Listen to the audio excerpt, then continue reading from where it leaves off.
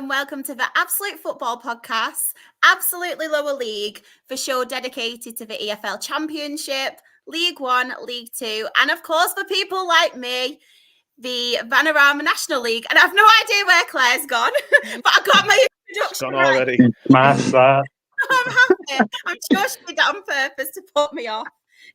But while we wait for Claire, I will introduce you first to our team and then our special guest for this week. Ant, how are you and how has your week been so far?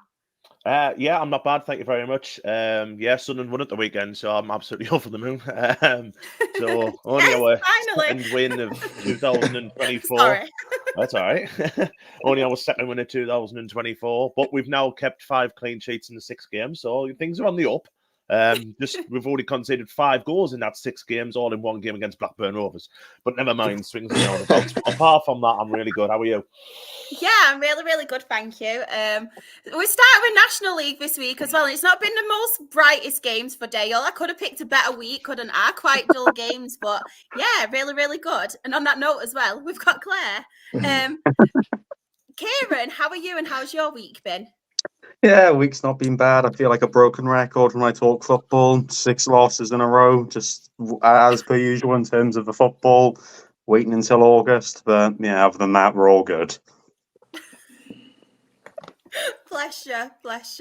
We've gone to another, obviously, like Keiron's all doom and gloom, but someone who's not doom and gloom. Claire, how are you and how's your week been? Yeah, it's been, mediocre, not much going on. Really? Quiet.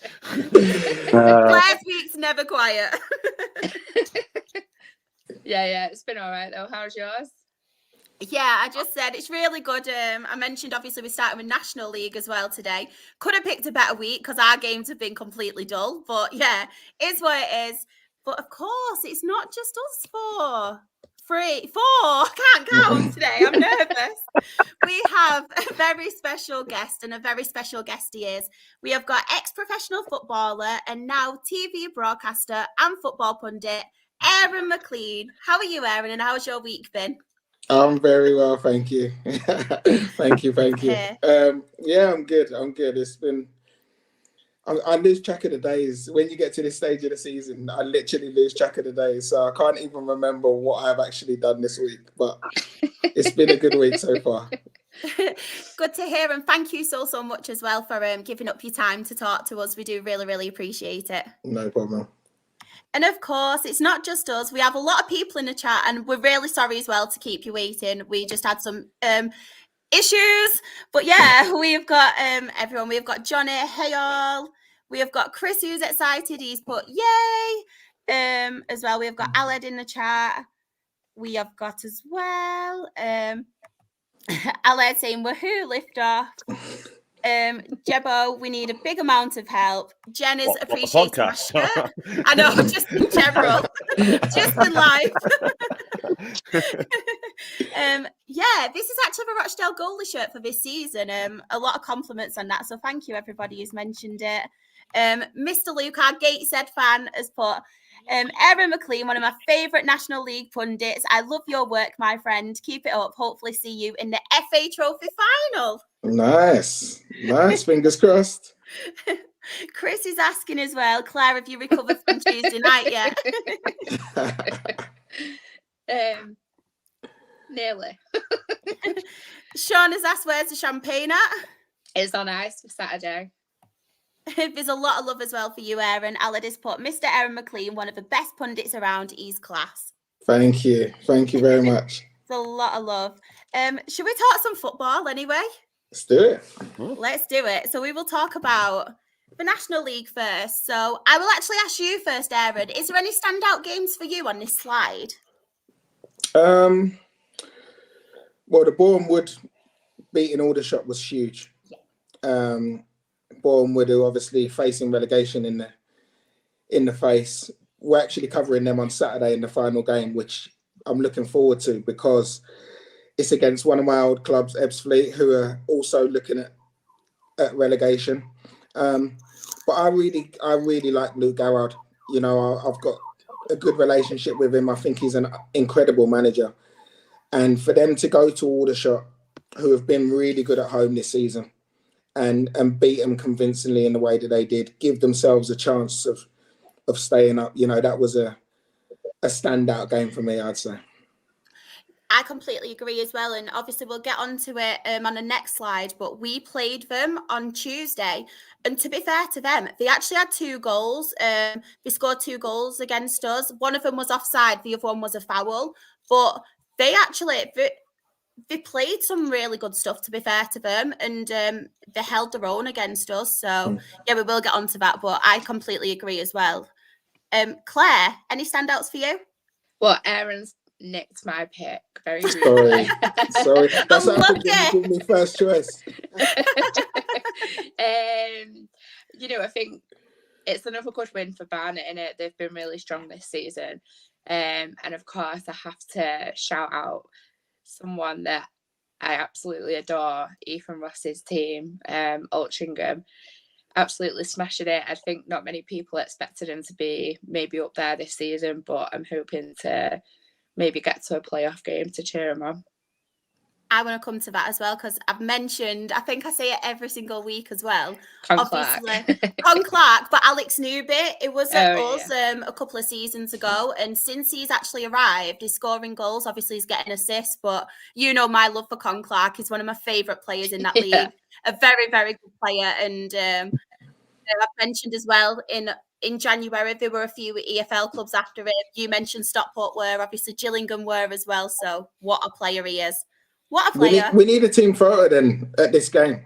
Yes. You need to let me know which game it is. We need a team picture. Yeah, man. Let's do it. I will just check the chat as well before we go on to the next games.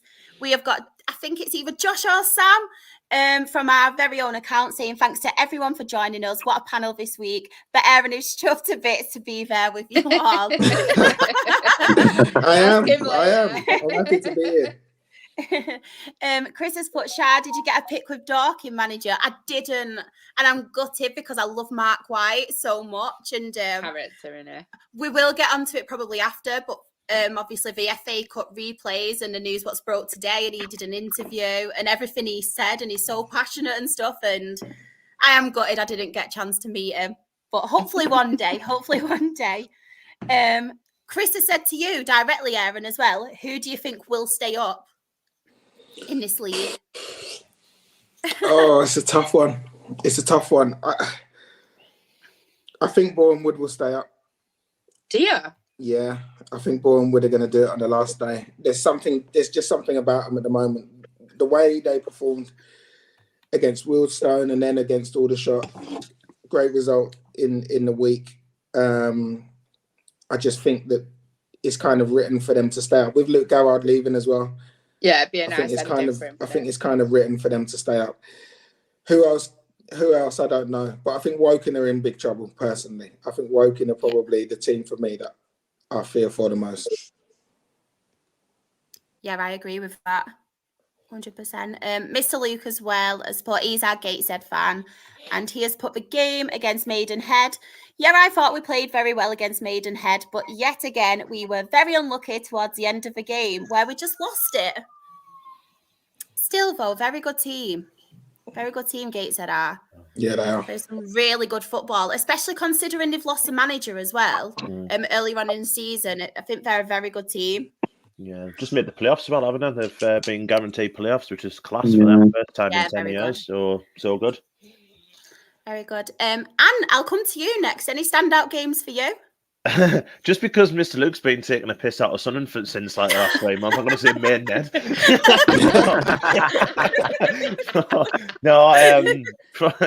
Sorry, probably looking at Southend, obviously with the points deduction they had to start the year that they're so close to the playoffs. I still don't think they'll make it. I still think they need a lot to go their way, but it's been cracking season for them, and I think next year they'll be one of the ones to watch. Definitely. I just wanted to come to Shawnee's comment as well. I do apologise. I have several of these slides to do, so I'm sorry that I haven't changed Barney to green. I really do apologise. I was doing it last night, and yeah, I am sorry, everyone watching. Keiron, any standout results for you? There's 2 of them. Ever since the FA Cup game, I've always liked to keep an eye on Eastleigh and how they've been progressing, and I say progressing. This season's evidently been very tough for them. They were in the playoffs for a good while, and they've kind of slid down from those ambitions, and there were talks about were they in the relegation fight, especially given how close this division was, especially, 4 or 5 games ago. A win against Kidderminster, if I'm not mistaken, that was the game to relegate them, which is really unfortunate because there's a lot of players that I know and a lot of people I know that like Kidderminster because of the way they've kind of managed their club over the years. The way they've progressed is the right way, if you want to put it that way. It's not throwing money and all this stuff. It's owning a club and making it progress the right way. That one's the one that first caught my eye. And despite the fact that you obviously imagine Chesterfield have very much been on the beach for about 4 weeks, Wealdstone beating them is still a massive result in terms of their ambitions. And I remember watching all of the videos on Twitter and stuff at the end of the game, and it seemed to be that one was a big result towards them staying clear of any form of the relegation fights. It seems that the table is starting to now, narrow down between especially the relegation spots. We were talking 2-3 weeks ago about 9-10 teams contending against 2-3 spots, and now it's, I don't know, you want to say maybe 4 or 5 contending for one, and you say the 2 at the top of that pack probably a point away from getting out of it. It'll be an interesting end, but those are the 2 results I've seen. Yeah, definitely. Mine is going to be, before I talk about Rochdale, because not really much to talk about that game, to be honest, but I'm actually going to go for Southend away at AFC Fylde, because I just think Southend season as a whole, considering what they've been through, obviously the ongoing saga still, just everything, I think they've done absolutely phenomenal. And the position that they're in now, I think is fantastic. And Jeppo's actually asked you a question as well, Aaron. He has put, if Southend get playoffs, will it be considered a good season, even though they had a points deduction? I think it's considered a good season anyway. Yeah. I look at Southend and I think, obviously, with the 10 points deduction, they would have been comfortably in the playoffs. But not only the fact that of their league position, but the fact that they've had to do it for a long period in the season with 12 players, 13 players. It's actually ridiculous that they've managed to be able to barely roll out a team week after week and still go and perform and get results. And, at the end of the season, a lot of them players are going to be dead on their feet, but the sense of accomplishment that they should feel is huge. And like you said before, it sets them up nicely. Once the takeover is fully complete and the funding goes into the club and they're able to go and do their recruitment, they're definitely one of the best placed teams to be able to go and challenge for the championship next season, because what they did this year has been outstanding. They're just so positive as well, like the players and manager and everything, and what obviously they've been through, and they've not let it get to them as well, have they? They've just all come together, and it's just fantastic. Well, I think the manager epitomises it. Obviously Kevin Mayer is I remember Kevin Mayer when he was a Southend player. That's showing my age a little bit there, but he's a winner. He's a leader, and he's galvanised that club. The second he went in there, it was you felt that they were going to be able to do something. And had they not lost the points, I feel that they probably would have gone on and got promotion. So as long as they are able to keep him motivated, enabling him to be able to go out and sign the players that he feels that he needs, then they're in a great position in the long term. In the short term, just staying in the division was really the aim with what they were working with, and they've passed that test with flying colours. It's amazing, really. It must give their fans such a buzz after everything they've been through to be so close to the playoffs. Just amazing, really. It is, and there's a lot of teams not just throughout National League, but throughout the entire football pyramid that have got points deductions this season. Obviously, we'll talk about League One later with Reading. They had their points deduction. They've still got their problems. And on the pitch, I don't know what it is, but it seems the point deductions are almost giving these players and managers even more incentive to go on and win games. Like, you can even go down to the National League South. Torquay got deducted 10 points, and they've already kicked on and, you know, built those points back and look like they'll be staying up following a good win on the weekend, if I wasn't mistaken. And yeah, it's really unfortunate when you see teams that are getting deducted points for nothing that's gone on, of course, on the pitch. But like you've all said, the fact that they've been able to group together and still pull off these results against teams that, you know, like filed despite the fact that they're down there in the table, they're no pushover, are they? So it's interesting to see how that's kind of how the points deductions have almost felt like they haven't benefited the teams by any stretch, but it almost feels like they're able to group together a lot closer than other teams in the divisions. Yeah, it's galvanised them, hasn't it? Yeah, definitely. And just while we're on that game as well, and you mentioned AFC filed, Keiron, since Chris Beach has come in and a turnaround that's happened with them as well, because it looked like they were dead and buried, didn't it, at the bottom of the league? Not that long ago, and they've been on some run recently. So I just wanted to shout out them, because what a job he's done. Really pained you to say that. It's only because their ground and what happened to a Czech balloon. That's the only thing as well. So yeah, it did pay me to say it, but you're grinding your teeth as you say that.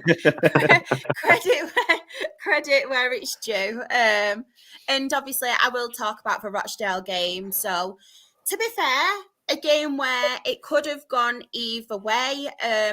Both teams had chances. Obviously, they went 1-0 up, and then Devante Rodney scoring again, which is brilliant considering he's been out for quite a lot of the season. First half was obviously health issues, and then he did come back, and then he ended up getting that bad injury. And then since he's come back, I think it was 6 goals in 8 games he scored. So, yeah, absolutely brilliant. And Chris, who's also a Rochdale fan, put Devante, how much we have missed him with this poor health. I often think if we had him from the start of the season, we need to keep him for next season. I completely agree. He was one of them players that at the start of the season, everyone was like, oh, he'll be our top scorer. He could get us this goal, and this goal. But just what he's been through, and it's good to see him. Obviously, I know it's the end of the season, but it's good to see him obviously coming through that. But something I did want to mention as well, what I think really does need to be spoken about. Obviously, the news broke on Friday, I think it was, about ex-Dale player Joey Thompson. Obviously, he's got cancer again for the 3rd time, which is just so sad. I mean, it's sad for anyone to get cancer once, but to have it 3 times. So I just wanted to acknowledge that, because what a lovely lad he is, and what obviously he's been through. And if anybody, obviously he's got a GoFundMe page, so if anybody can contribute towards that, or if anybody can obviously share it and retweet it if you can't contribute financially, that'd be great. And I don't know if anybody saw it, but sorry, I'm getting a bit emotional speaking about that. I'm getting a bit choked. But I don't know if anyone saw it, but before the game, all our players came out in Thompson 15 tops. Yeah. Jim McNulty as well wore it all through the match. And the 2 games, obviously, that we've played recently, the man of the match, they've put towards Joey Thompson. And yeah, it's just so sad to see. And I just really hope that he can get through this and we can try and help him raise as much money, because it's one of them. Football is a game, but also these footballers and these people have lives. They're just normal people. And for someone like that, for someone as lovely, and he's got a young family as well, to go through this again, it's just so sad to see. So I just really wanted to acknowledge that. Well said. Well said. Definitely. Thank you. Thank you. I try to hold the tears back then, because it just makes me so sad, because obviously he's come through. He was at United Academy, and then obviously he's come through us, and he's come through our academies and stuff as well. And as a lower league fan, we are privileged and lucky enough to kind of get them bonds with these footballers. It's not like the Premier League, where sometimes you don't really get that as a lower league fan. And it sounds mad, but obviously he's not that much older than me, really. But we've kind of grew up watching Joey Thompson, and we followed his journey as well. And yeah, it's just awful. really is awful. So, try not to get emotional. But yeah, thank you so much, everyone in the chat as well, for acknowledging it. Bless him. Johnny, I think they're trying to raise. Is it 250,000? Yeah, it's 250. I'm not too sure what it's at the moment.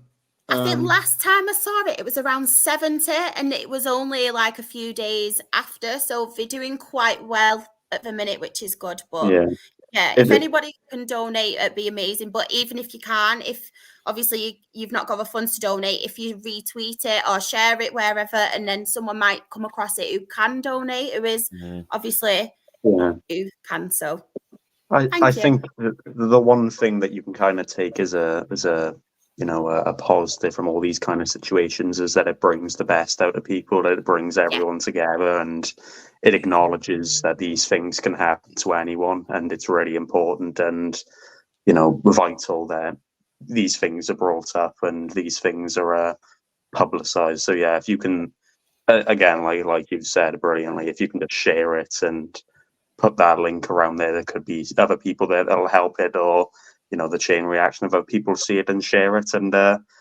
all the best for him, all the best. Definitely. I forgot to mention this as well, sorry. Them grey shirts, the Dale Trust actually have sorted it and retweeted if anybody wanted to bid on them shirts to raise money. And Joey Thompson obviously caught wind of what were going on, and he said, do you want me to personally sign them? So I think some of the Dale Trust actually went to his house with the shirts, he signed them, and them shirts are actually being auctioned off to raise money. And I think 100% of the proceeds all go to that cause, which is brilliant as well. So yeah, amazing. We have got a spoiler as well. Not good being a Rochdale fan, but hey ho, Halifax 1, Oldham 2. Not good, but I have got to mention it. Mr. Lucas put, Oldham have scored. This could be a mental final for the playoffs now. We've got one more slide as well. I will come to you first, Aaron. Any standouts for you on this? I think the Aldershot win at Gateshead was huge. And like you say, like we see tonight, Halifax losing at Oldham, it just makes the final day huge. Aldershot, after the Bournemouth defeat, would have probably felt that they'd blown it. But to go to Gateshead, who I think are the best footballing team in the division. 100%. To go to Gateshead, I know Gateshead got a man sent off early and then obviously ended up losing 1-0. I still think in the playoffs, Gateshead, especially at Wembley, are probably the team you don't want to play because of the way they manipulate the ball. I think Greg Ollie is outstanding. I absolutely love him as a player. But yeah, Aldershot going and getting that massive win. It's a long way to go. He travelled on the day. It's a long way to go to get that win, and then put the pressure on Halifax, who at this moment in time aren't dealing with it very well. It puts them in the driving seat. So yeah, that result for me, I think. Yeah, I think that was mine as well. And I remember last week, Claire, when we had a conversation, we got asked who we thought would go up through the playoffs. Sure. And one of mine was I actually said Gateshead because I think they just play some really good stuff. I think the only problem about Gateshead, the only worry I would have about Gateshead is they've played Saturday, Monday, Wednesday this week. Yeah. And they've also got that FA Trophy final as well, haven't they? So it's a lot of football to play from now until the end of the season. But you can kind of flip that on one side and say if they manage to get to Wembley, they've got the experience of playing at Wembley already this season, so that could stand them in good stead, really. But I agree. I think they're the favourites to go up for me, to be honest. Sorry about any other team who's in the playoffs, but I would say they're a fantastic footballing team, to be fair. And considering Mike Williamson left during the season, they've just got on with it, haven't they? And Robbie Elliott's done a cracking job there, to be fair. Any other standout games for anyone else on here? I think the main things have been covered. I mean, you say exactly the same thing with Chesterfield. They lost, but they don't really care. Do they? They have no reason. They have no reason to care. But yeah, I agree with Ant in terms of Gateshead. The only problem they've got is or potential problem. It could be used both ways as how many games they've got. But you look at it, and the way I personally look at it, especially throughout the pan of this season, you've seen teams in many divisions do this. If you can build momentum, especially given how quick their games are coming in between them, that they can really string a good few results together. And, I think they've got the squad that is more than capable enough of playing these games and getting positive results more often than not. Yeah. Add into it, obviously, Aldershot are the ones who are, beating decent teams this season, aren't they? Mm-hmm. Yeah. They beat Swindon. I'm joking. They beat us as well. They beat us, but we beat them as well. And that's why I said Swindon on purpose. I know. God, it feels like those games were ages ago. This is But forever, that was this isn't it? season. It was, it's Christmas time, wasn't it? Yeah. It was Christmas. Yeah.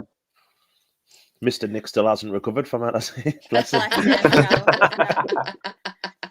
Do you know what, as well? I actually want to give credit, as I mentioned before, and I think it's a very good point away, obviously, the Boreham Wood Rochdale game.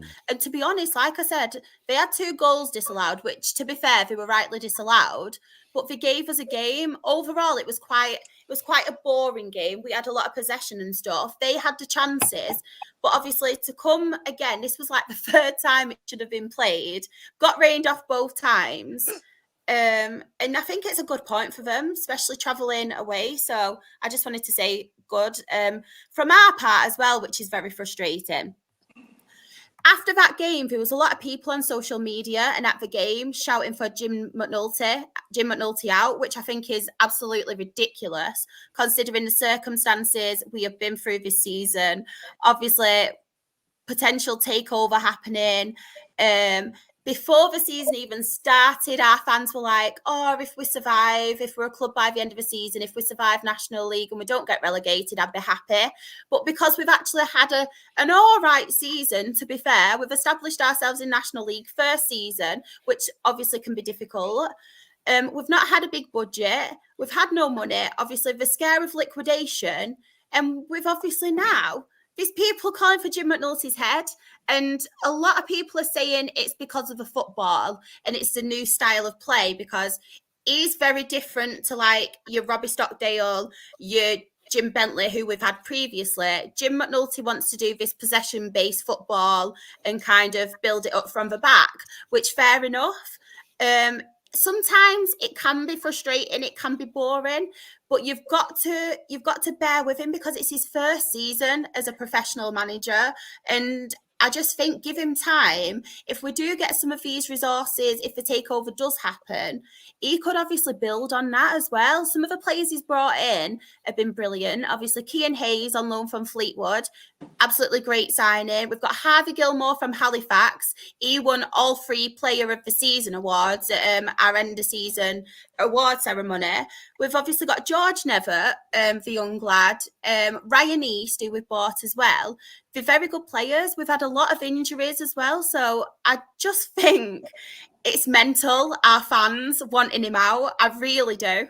I really do. So I'm sorry, I just had to have a rant about that because it blew my mind. Careful what you wish for, isn't it? Yeah. And what I think as well is, I'm not being funny, but who do these people think we're going to get? Like, we couldn't attract the names in the Football League. So we're at National League now. Who do they think we're going to get? And the guy who's potentially taking over, and as I said, it seems like it's going quite well. The Dale Trust have updated us, said they can't say that obviously it's done because it's not, but they've passed the due diligence and all the right checks, which is obviously positive. But he's actually come out and said the first season is not going to just throw money at it. He wants to stabilise the club like short term, which I think is very good because obviously we need to think of that first because it was possible liquidation. So fair play is not coming in splashing the cash. He just wants to stabilise the club first, which I completely agree with. So who in the right mind would want to sack Jim McNulty, who knows the club from top to bottom? He's had a decent season with us. He's just starting.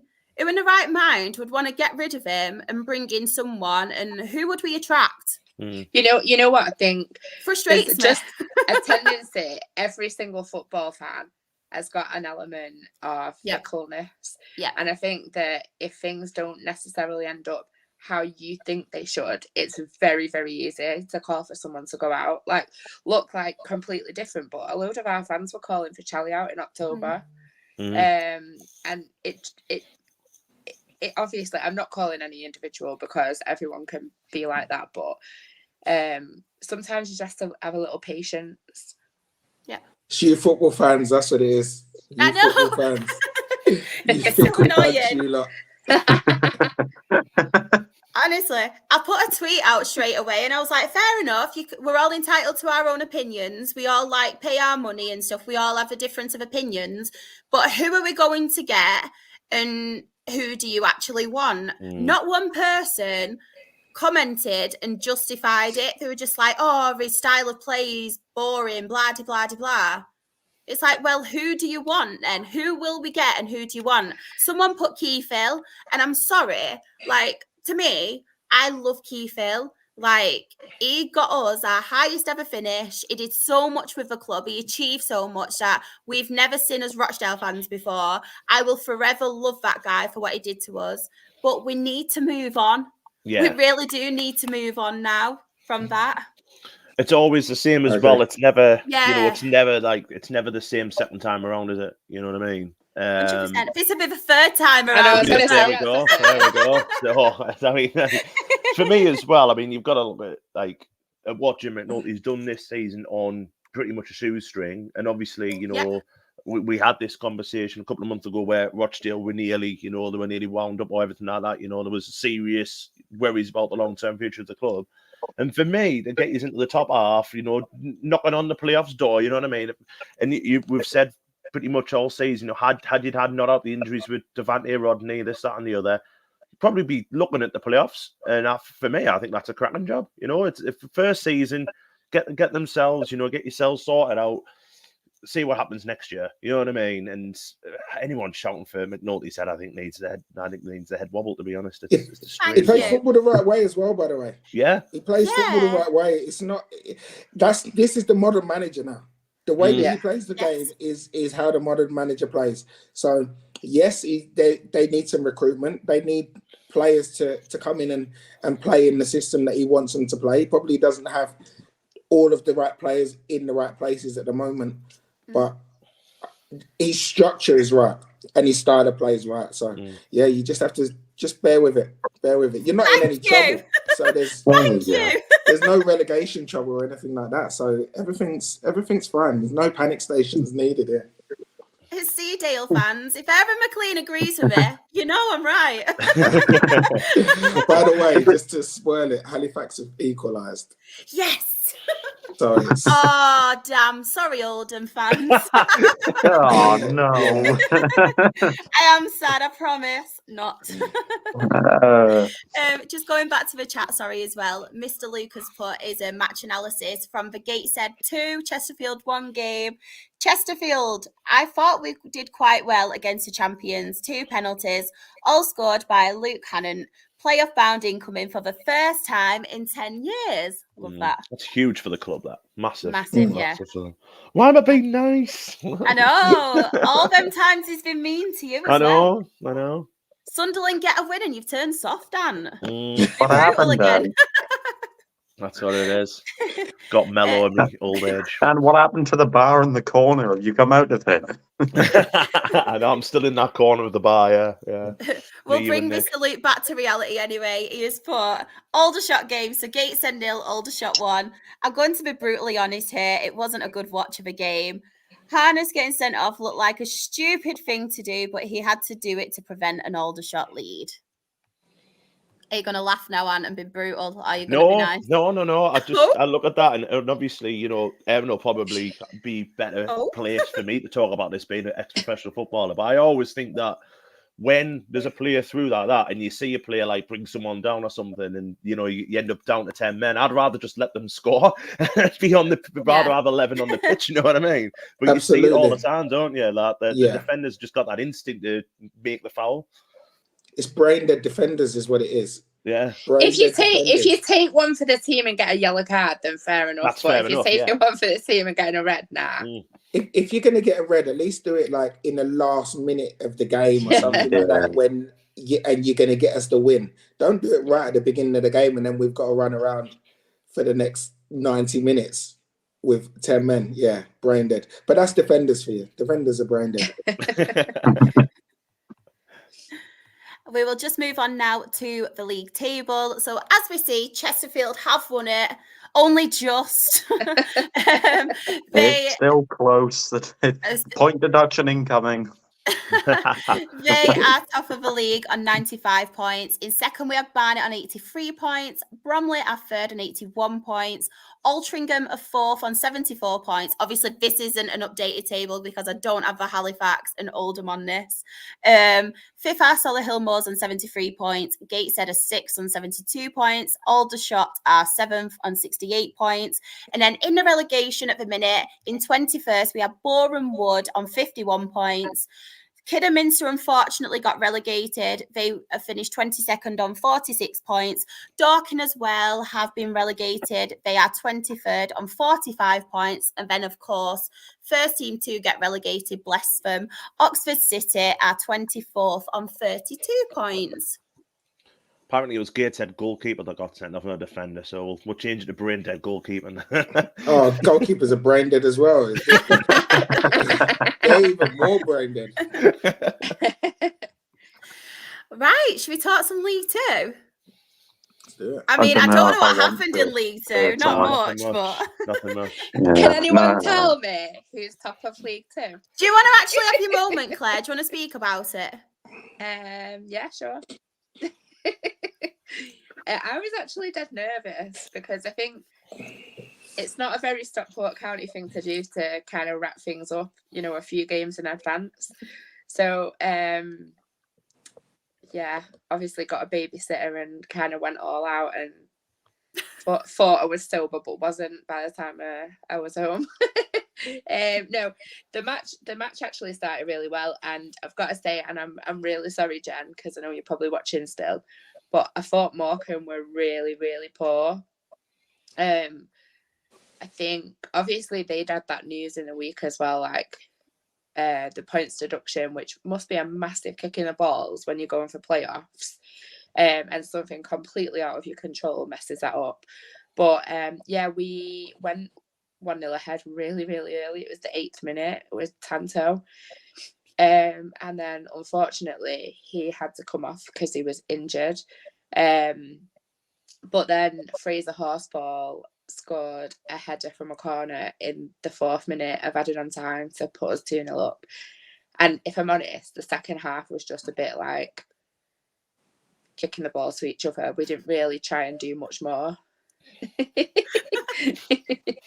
Yeah, we didn't really try and do much more. And then obviously there was, you know, a few patters on the pitch at full time and everyone was buzzing.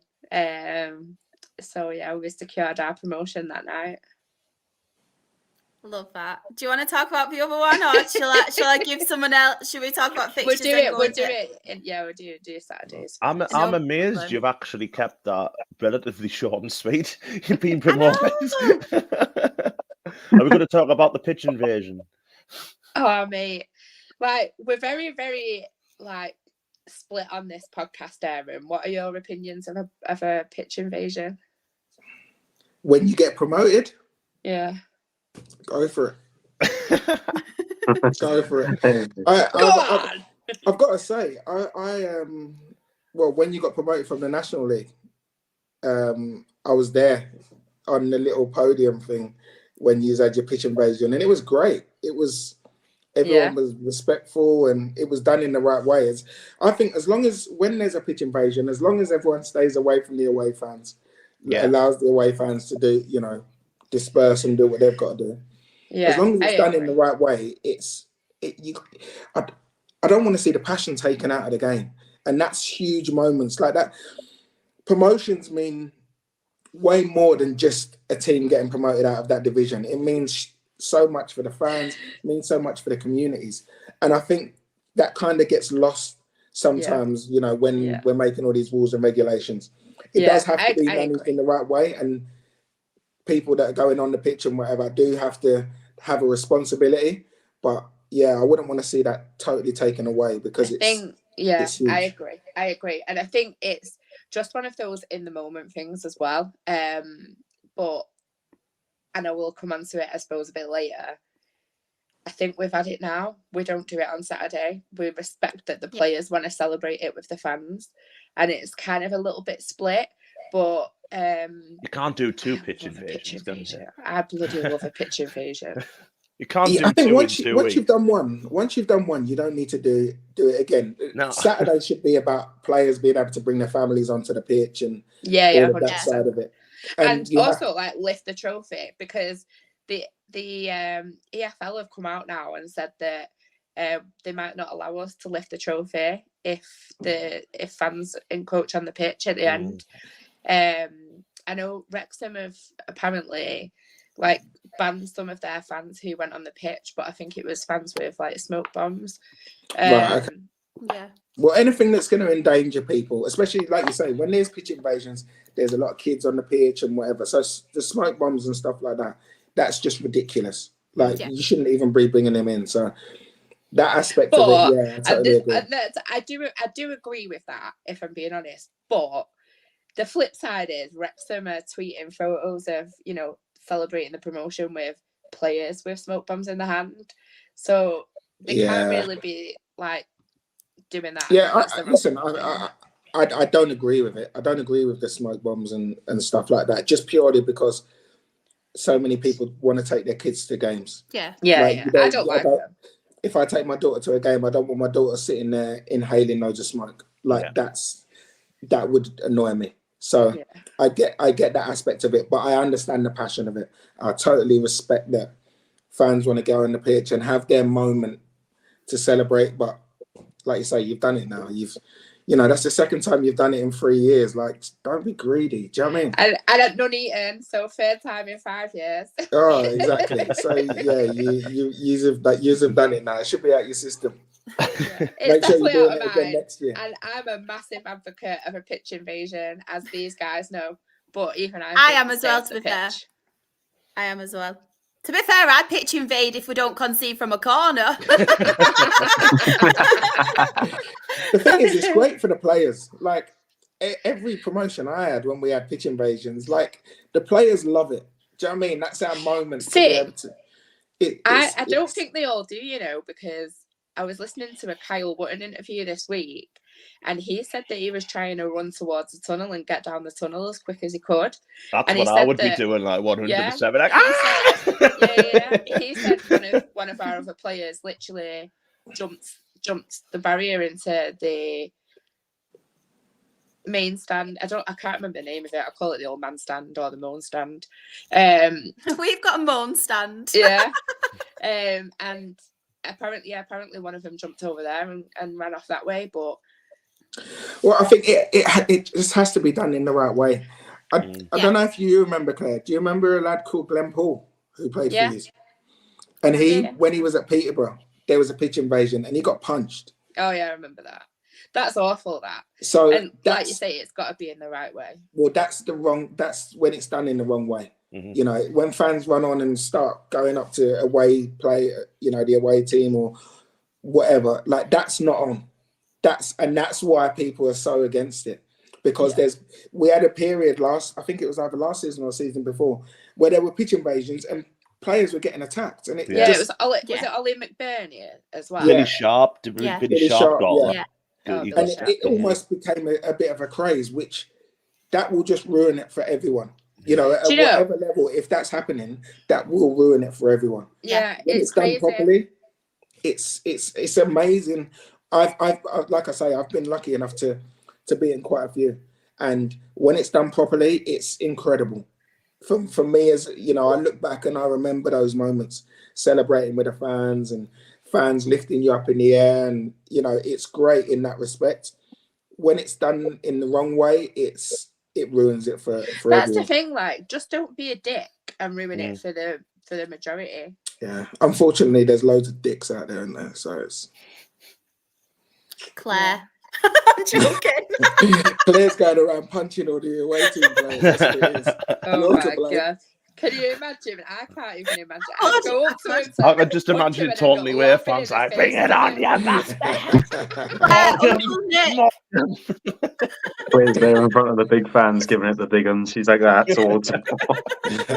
Do you know what? I can honestly tell you, I've only been in trouble at football twice, and neither time was my fault. Yeah, no, I get it. I do think, though, if you're told to stay off the pitch, stay off the pitch. Yeah. Do you know what I mean? Yeah. And some clubs say, look, stay off the pitch. If that's the case, and for the Stockport fans on Saturday, if they've been asked to stay off the pitch, just don't go on. Yeah, It's really as simple as that. I think, like, the thing is, I think they kind of know when it's going to happen and they release that, like, blanket statement. So, like, both Wrexham and County had tweeted it last weekend, like, the pitches for players, stay off the pitch. And I think it was kind of one of them, like, they're just ticking a box and doing what they've got to do and they weren't really asked. But now this time it seems more serious, like you've really got to stay off the pitch. And if you don't, then you're not going to watch the trophy presentation. Yeah, well, there has to be some kind of deterrent, because let's face it, like the stewarding and even probably the amount of policing. That's actually a true story. That's a true story. I marched on the pitch at Harrogate away in the Conference North. I was really drunk. I didn't sack him, obviously, but I marched on the pitch when Ryan McKnight was having a chat with Ian Bogie. I know. You're telling us a lot about yourself here. Continue. Yeah. Just be careful what you say. Well, do you know what they knew about it? Ryan McKnight was like, "What are you doing?" I don't like him. He's a dickhead. But anyway, he's never going to come on as a guest. Well, good, because I won't be on that week. He won't be on next week. I turned around to Ian Bogie and I went, "What's happening? We're really, really bad. Like, this isn't my football club." I was like, "Are you not happy with us?" And he went, "Not really." And I was like, "Go then, go. If it's not in there, fuck off out of my club." I am not like that at all. Like, yeah, you don't sound like it. No, not one bit. Honestly, I am the nicest person. I guess that was someone else marching up the touchline then, I guess. No, it wasn't even the touchline, mate. I literally walked onto the middle of the pitch at the end of the match. I can just imagine, like, the strut that you did going onto the pitch. Like, with your carpet rolls in between. Let me just caveat this by saying me and my friend Laura, for the first time in my life, I'd gone on the lads minibus to an away game.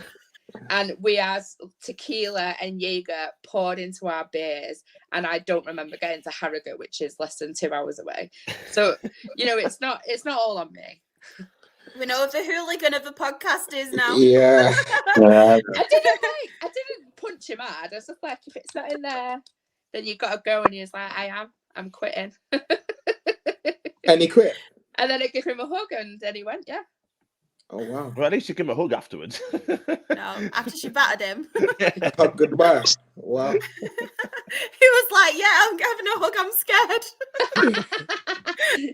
If there is anybody watching, we do not tolerate any violence. Yeah. Only Claire. I definitely don't condone that kind of behaviour. So if County can't lift that trophy on Saturday, you know why? Claire's not on the pitch. That trophy is up on a man. Back in the day, like, we had about 50 people at an away game. They won't understand you when there's only about 50. Psycho Shirley. Just as well as what you said before regarding, Saturday, and, there's 46 games you've played this season or whatever it is, and you've won the league. Absolutely brilliant feat to have done that. Let the players have the moment. Let Dave Chalner have his moment and let them lift the trophy. Right. And if any reason it gets, pulled for that, then I think that's a shame. Dead on. Yeah. And the scenes on Tuesday night after the whistle was blown, and I know I sent them into your chat as well, into our chat, with me screaming, which I apologise about. But, like, to me, that, even though I am a fan of a pitch invasion, I actually enjoyed that more. Yeah.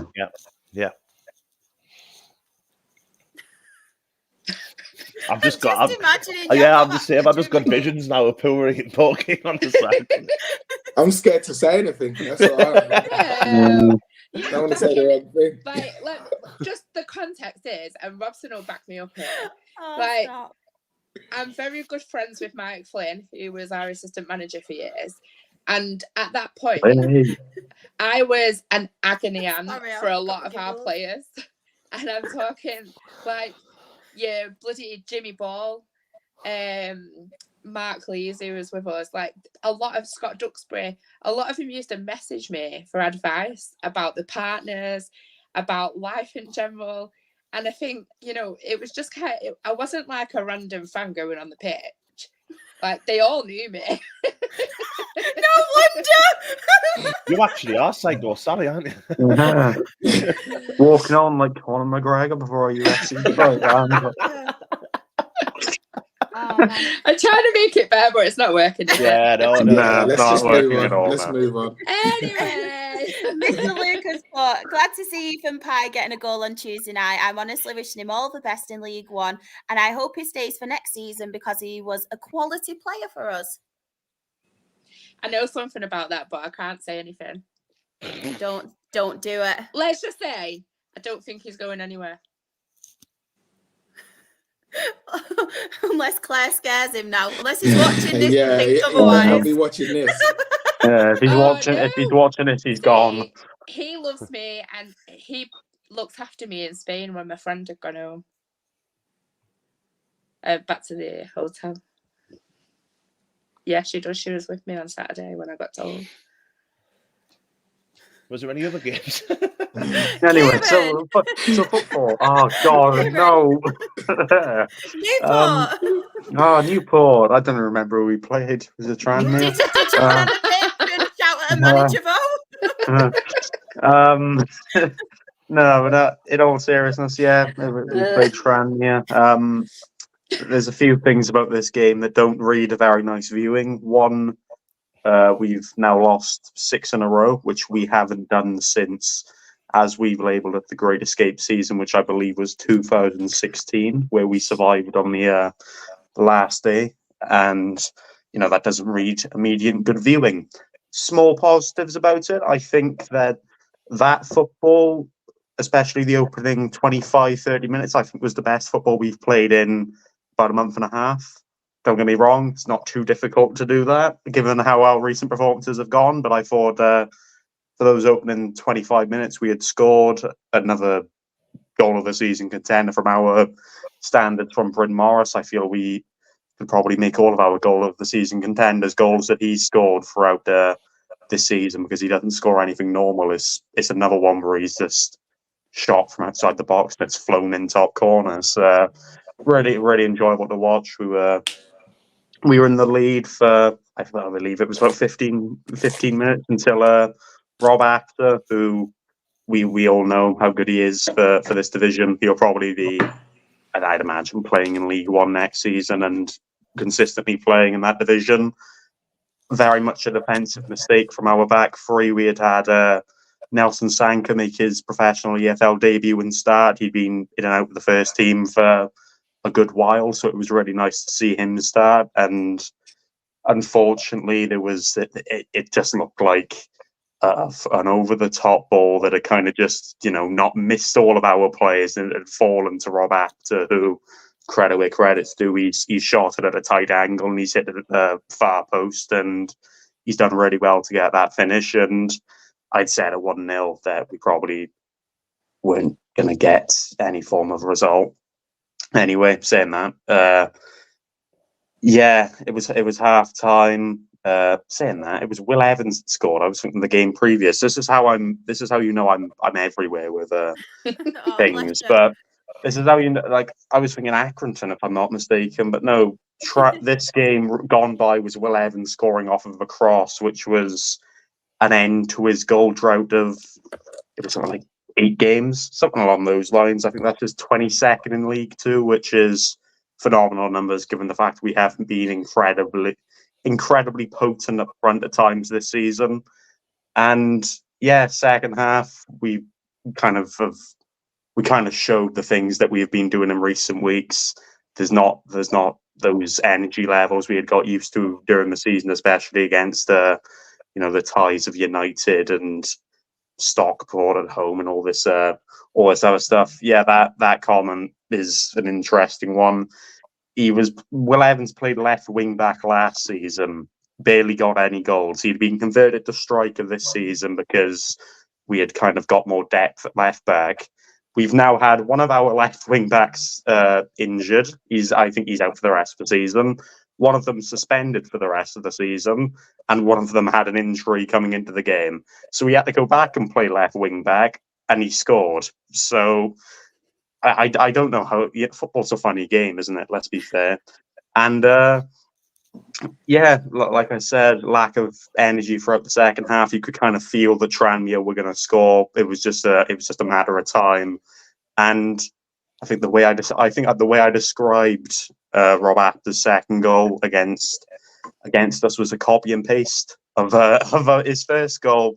A ball that had just went over all our defence. He's caught onto it and he's hit it far post. You can't. As much as I would love to be able to complain and say all this stuff, we've done so well this season, and to even stay up, given the worries we had off the field and having all the player departures we had, whether that be Dimitri, of course, Aaron Lewis of Mansfield, he's been promoted now. Cameron Norman's looking like, he'll be in playoffs of MK Dons.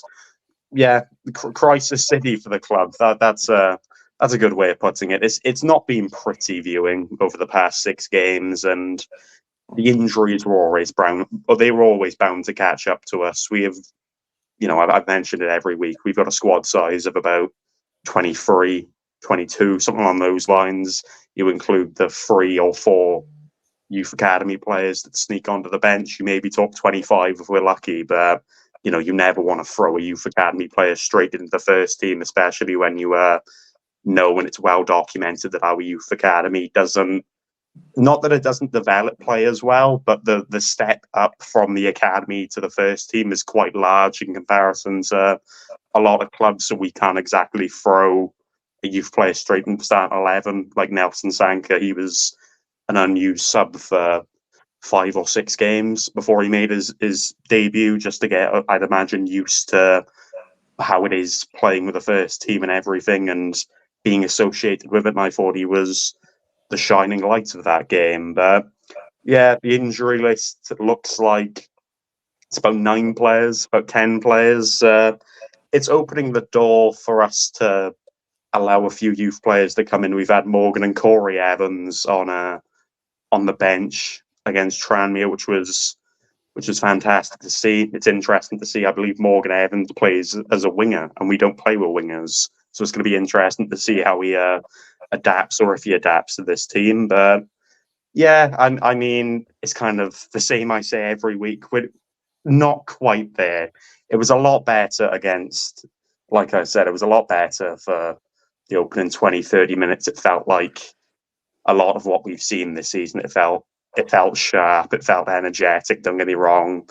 We had misplaced a few passes or had messed up a few chances with the final ball or whatever. But I think I was overall a lot more pleased with that result. Still gutted that, we put all the energy into it and we had lost. But I've taken into consideration everything that's happened at this club over the season, and I'm not overly upset. We've got Salford now on Saturday, which is my birthday, so I hope they don't lose for the selfish reason of I'd like to experience the first 3 points in about 2 months, selfishly on my birthday. But at this point, Keiron, even a point will feel like 3.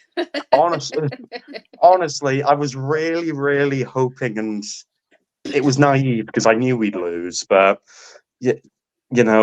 I really, really hoped we get a point. I want us to get something out of these final 2 games, even if we, get a dodgy point on the last day of the season against Bradford, just to break the kind of the rot we're on. Because if we lose 8 on the bounce, it's something like the worst record we've ever had in the time that the club's been re-established the second time round.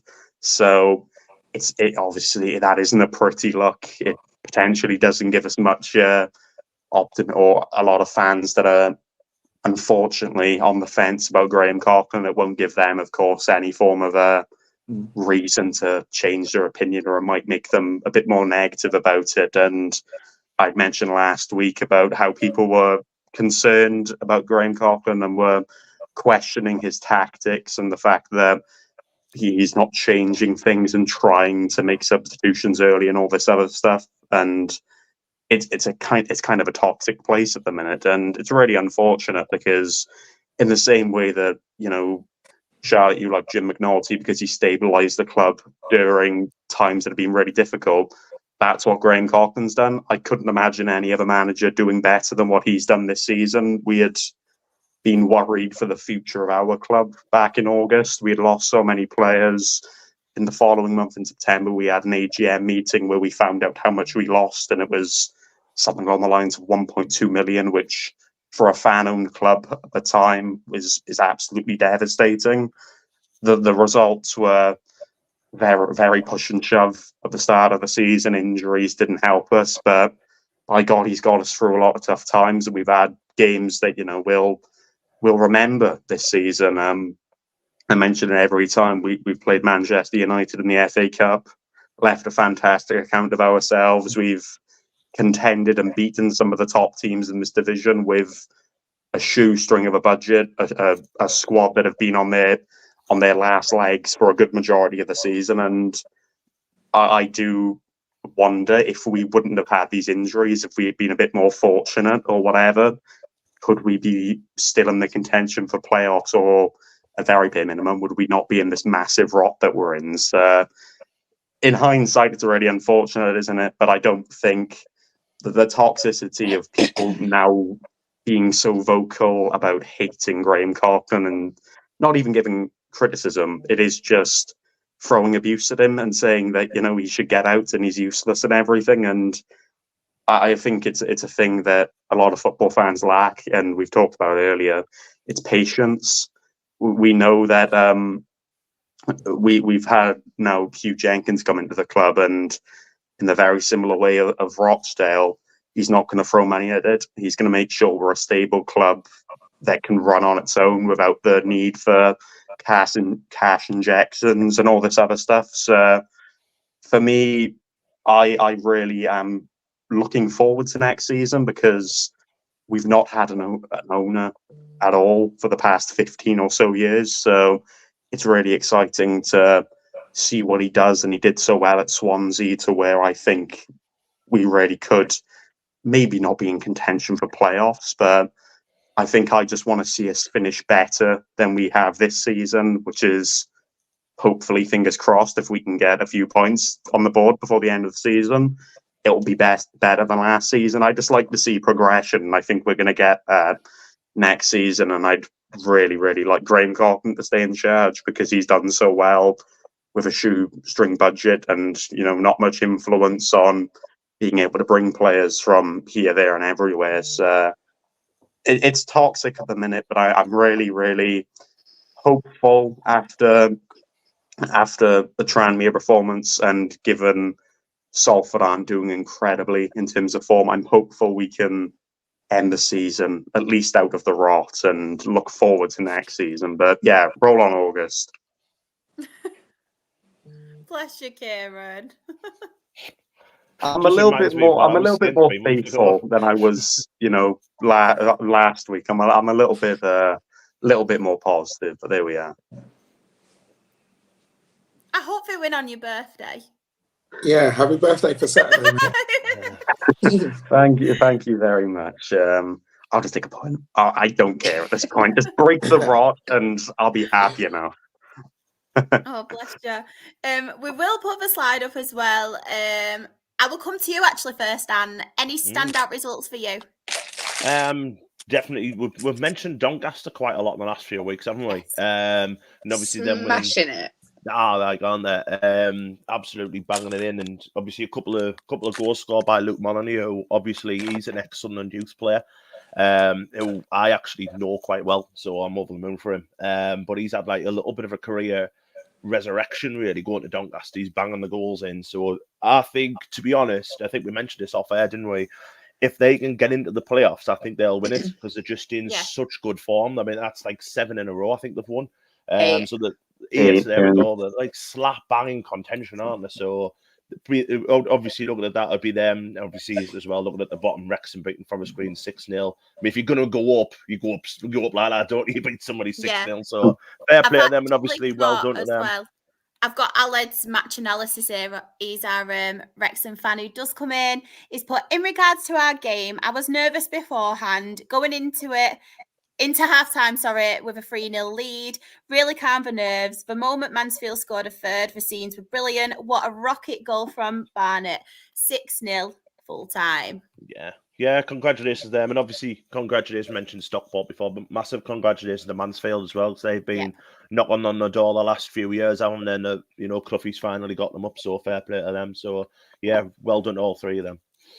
Yeah, I think it was 13 seasons or something along that lines that they have spent in League Two. Really? Saying that 13, I think that's the record. I think it was 11 seasons they had spent in League Two, which weirdly enough is exactly the same amount of time we've spent in League Two. Up until this season, we had spent, us and Mansfield, we had spent 15 seasons in the same division together. So, that's weirdly something that we've been able to be moderately pleased about, because they've, like you've said, been in and out of contention, and they've been trying to develop a project that's finally come into fruition, and there's a bit of hope potentially that we could follow suit in a few years' time. But yeah, congratulations to all 3 that have solidified promotion now, because by God, it was looking really interesting a few weeks ago. I know, that's true actually. Mr. Lucas put, Forest Green Rovers have been relegated to the National League after 7 seasons in the Football League. I know, they'll be joining us next season. It's a double relegation as well, isn't it? Because they went down last year, didn't they? It'll be a triple relegation. The worst team I have ever seen in my life, and I can't see it for you. The thing with Forest Green, and it's true. Claire's on a rampage. You'd all correct me if I'm wrong here. Aaron, maybe you know a bit more about this than I did. But when they brought in the new owner, it felt like they just threw money at it, and you maybe solidify that as the wrong way of doing things. And now that maybe money's dried up or anything, or they don't have this. That's not the fact, though. Did you see that thing in the week where they were like the second highest payers of agents? Yeah, that was mental. In our league. And he's also said there's not a budget issue, but they are genuinely, honestly, they are so bad. And I'm going to say, beating Sutton 8-0, they still looked better than Forest Green looked when we went away the other week. They were absolutely awful. They didn't even have a shot. And I'm not talking a shot on target. I'm talking a shot. They did not have one shot. They were awful. And I'm going to put money on them to go down again, actually. Perhaps that's fair. Maybe. I don't know. It might sound harsh. It's just an opinion. No, I mean, they haven't been fantastic. They weren't fantastic in the 2 games we played them, but I feel like they very much overachieved.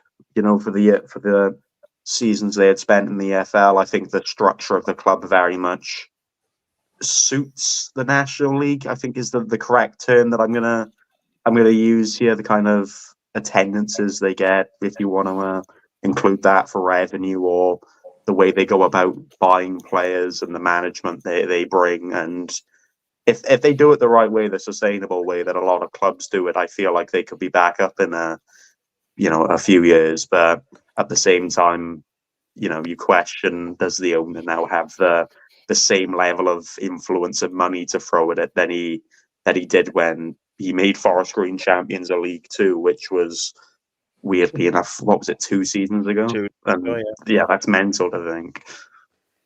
We've actually got a question as well. This is for you, Aaron, off Mr. Luke. He's put, do you think Forest Green Rovers will rebuild in the National League and challenge for promotion, or is it too hard to tell at this stage?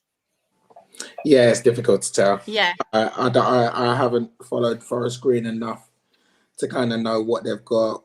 What they do need to do is make sure that they've got someone in place that they believe in, that has a philosophy, that has an understanding of what's needed in National League level. Because a lot of teams find it, you know, Southend found it when they first came down to the National League after being in the Football League, that it's a difficult league.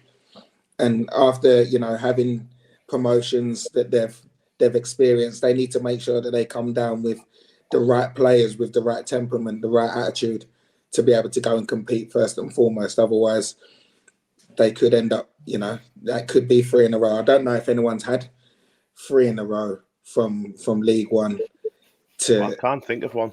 No. Maybe Scunthorpe. Possibly Scunthorpe. Scunthorpe? But I'm not 100% No, sure. I feel like, wasn't it, they had I don't think they got 3 in a relegated row. from League One. They survived the next season in League Two, and then was got League relegated. Two on the bounce. And then, yeah. I think you're right. So I don't think anyone's done that 3 in a row. And listen, the club in recent times has been successful. So there's no reason why they can't be again if it's managed the right way. But yeah, back-to-back relegations never looks good, and you always fear for clubs when they're in free fall like that. So I tell you one thing though, a team that's really trying hard to pull away from it. What a brilliant! I was a cross between saying brilliant and really then a brilliant win for Colchester away at Crawley, because Crawley are in great form. And but wasn't for the Cowleys. Wasn't for the Cowleys going in there. I rate them so much. They're brilliant, aren't they? Yeah, I think they're brilliant. They're brilliant guys. So I'm glad that they've gone in there. Yeah. And getting results. I think once they get a pre-season in under their belt, then I think Colchester next season will be right up there. I've absolutely no doubt. I know they've got a decent enough budget down there.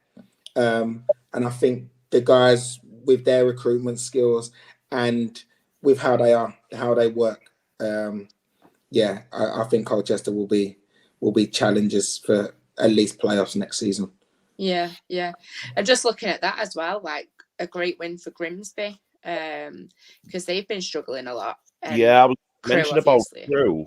Like we've mentioned obviously before, like teams coming into the playoffs in form. You're looking at, like we're mentioning Doncaster, and Doncaster might not even get in there, but Crewe's season seems to have really fallen off, hasn't it? Like the last couple of months, they've been losing games at home that they should be winning, and it creates that a little bit of pressure going into the playoffs. I think. I mean, because I think they're in the playoffs, aren't they? I don't think they can get caught now, but really, you've got to be hitting the playoffs going into some kind of form. If your form's quite patchy, then you're more than likely not going to get promoted. And they've been up there most of the season, haven't they? They're in automatics at some point. They were for a good while. I mean, credit where credit's due to them. You know, I don't think many people put Crewe to be in contention for promotion and playoffs, given the fact that they didn't have a fantastic season last time out. They lost players that were influential towards even their survival last season. So maybe Bearer, maybe a bit more, but as someone who used to play, but is it potentially a situation that expectations have now gotten to them, and they've potentially been found out? I can't say I've watched Crewe that much, but potentially, the expectations of now realizing, there's a lot of teams that are in contention for the playoffs and being in good form, and they've almost potentially messed up under, maybe not messed up, I don't think that's the correct term, but they're struggling to cope with the fact that they've went from, I think it was 18th last season, now into playoffs, and maybe they're kind of falling under that pressure a bit. I think I look at Crewe and I don't know a huge amount. I know they've had some bad injuries. Yeah, they have. And I think that they've overachieved. I think, you're right in terms of where they were to where they are now.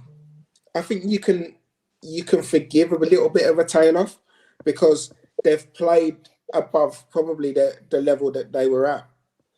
And as you get to the end of the season, yes, form has dipped a little bit, but for them to be in the position that they're in, I think they'll be over the moon. If you'd have offered that to them at the beginning of the season, they would have snapped your hand off. So I think a lot of teams, you fall into that trap of as soon as you hit a bad period, and you might slide down the table a little bit or whatever, all of a sudden it's doom and gloom. When you look at if every single fan wrote down at the beginning of the season where you think we're going to be, anywhere above that is a successful season. Yeah. I think sometimes you have to put things in perspective and not get carried away just because you start off really well, and at the same time not get too low if things aren't going the way that you expect them to go. You know what I mean? I think perspective in football is something that we have there's not a lot of it. Let's say that. Yeah. Yeah, it comes back to the patience as well, doesn't it? And there's almost at times a false. False might not be the correct term, but people change their expectations really quickly. Like a lot of, like I can use the U-Port as an example. We had, at least for the most part, said anything above 23rd, we'll snap your hand off. We were then 2 points outside of playoffs come February. Now we've slid off a little bit, and like you've said, it's now a culture of doom and gloom, and that's when opinions are changed and everything's.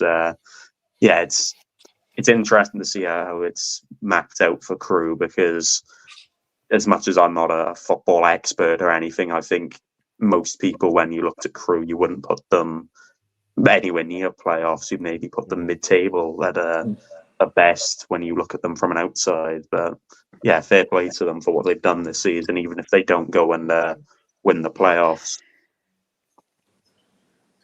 Definitely. Is there any more standout results or any results we want to talk about before we move on? I think that was a good win, obviously. Swindon as well against AFC Wimbledon. Very good win for them. Yeah, Uncle Nick enjoying his day in the the corporate. Yeah, enjoying his pre-match meal while he was thinking of Clare winning the league. That picture of it, he actually sent me a message before. He was like, I hope you have an amazing day, but stay off the pitch. Oh, bless. Any others before we move on? You've got to mention Mansfield, because that's a huge win at MK Dons. Yeah. And I can't call them that. That's a great win at Milton Keynes. And I think that a lot of people thought, this is kind of going to sway where they're going to finish. They took about, was it 4,000 fans there as well? Yeah. Which is massive. But yeah, great win. They were 1-0 down as well, weren't they? They were, yeah, they were. It wasn't until late dot. I think they had made it 1-1. It was kind of to and fro then for about 20 minutes, and then they scored 3 very quick. So it's a fantastic result away, isn't it? Yeah. Right. Do you want to talk, Claire, or should we go through the other games quickly first? Go through them because we're going to talk about George, aren't we? Yeah, so obviously Colchester 2, Grimsby 0. Another good win for them, isn't it? Yeah. Yeah. I think are they out of it now, or is it still down? Nah, that's their. 1 minute, sorry. Yeah, Here we go. It's near enough, isn't it? Isn't it? Yeah. You talk one more point, and you're then saying Colchester lose 2 and Sutton will have to win their final 2. But Colchester there with a game in hand as well. Yeah. And they've got a couple of wins, so you'd back him to maybe go to Barrow who are stuttering a little bit. Yeah. Just looking at that, so Doncaster's game in hand is going to be against Bradford, isn't it? Yeah. Yeah, I mean, if they can get in the playoffs, that would be an It's amazing team. insane. The playoff race is now in their hands. They've got a Yeah. game in hand. They win it. They're in the playoffs. Like, it's in their hands now, which is, you would have talked to any Doncaster fan back in January, for example, and none of them would have said this. As unreal, what a job Grant McCann's done, and what he did in January to bring in the players that he's done and use the loan market so well. I don't know the name of the guy, the striker they had signed. He's one player of the month and everything, and by God, he's been incredible, isn't he? I'm hoping results kind of go their way at the weekend, because I've got a Doncaster top. I'll wear it next Thursday. Oh my gosh.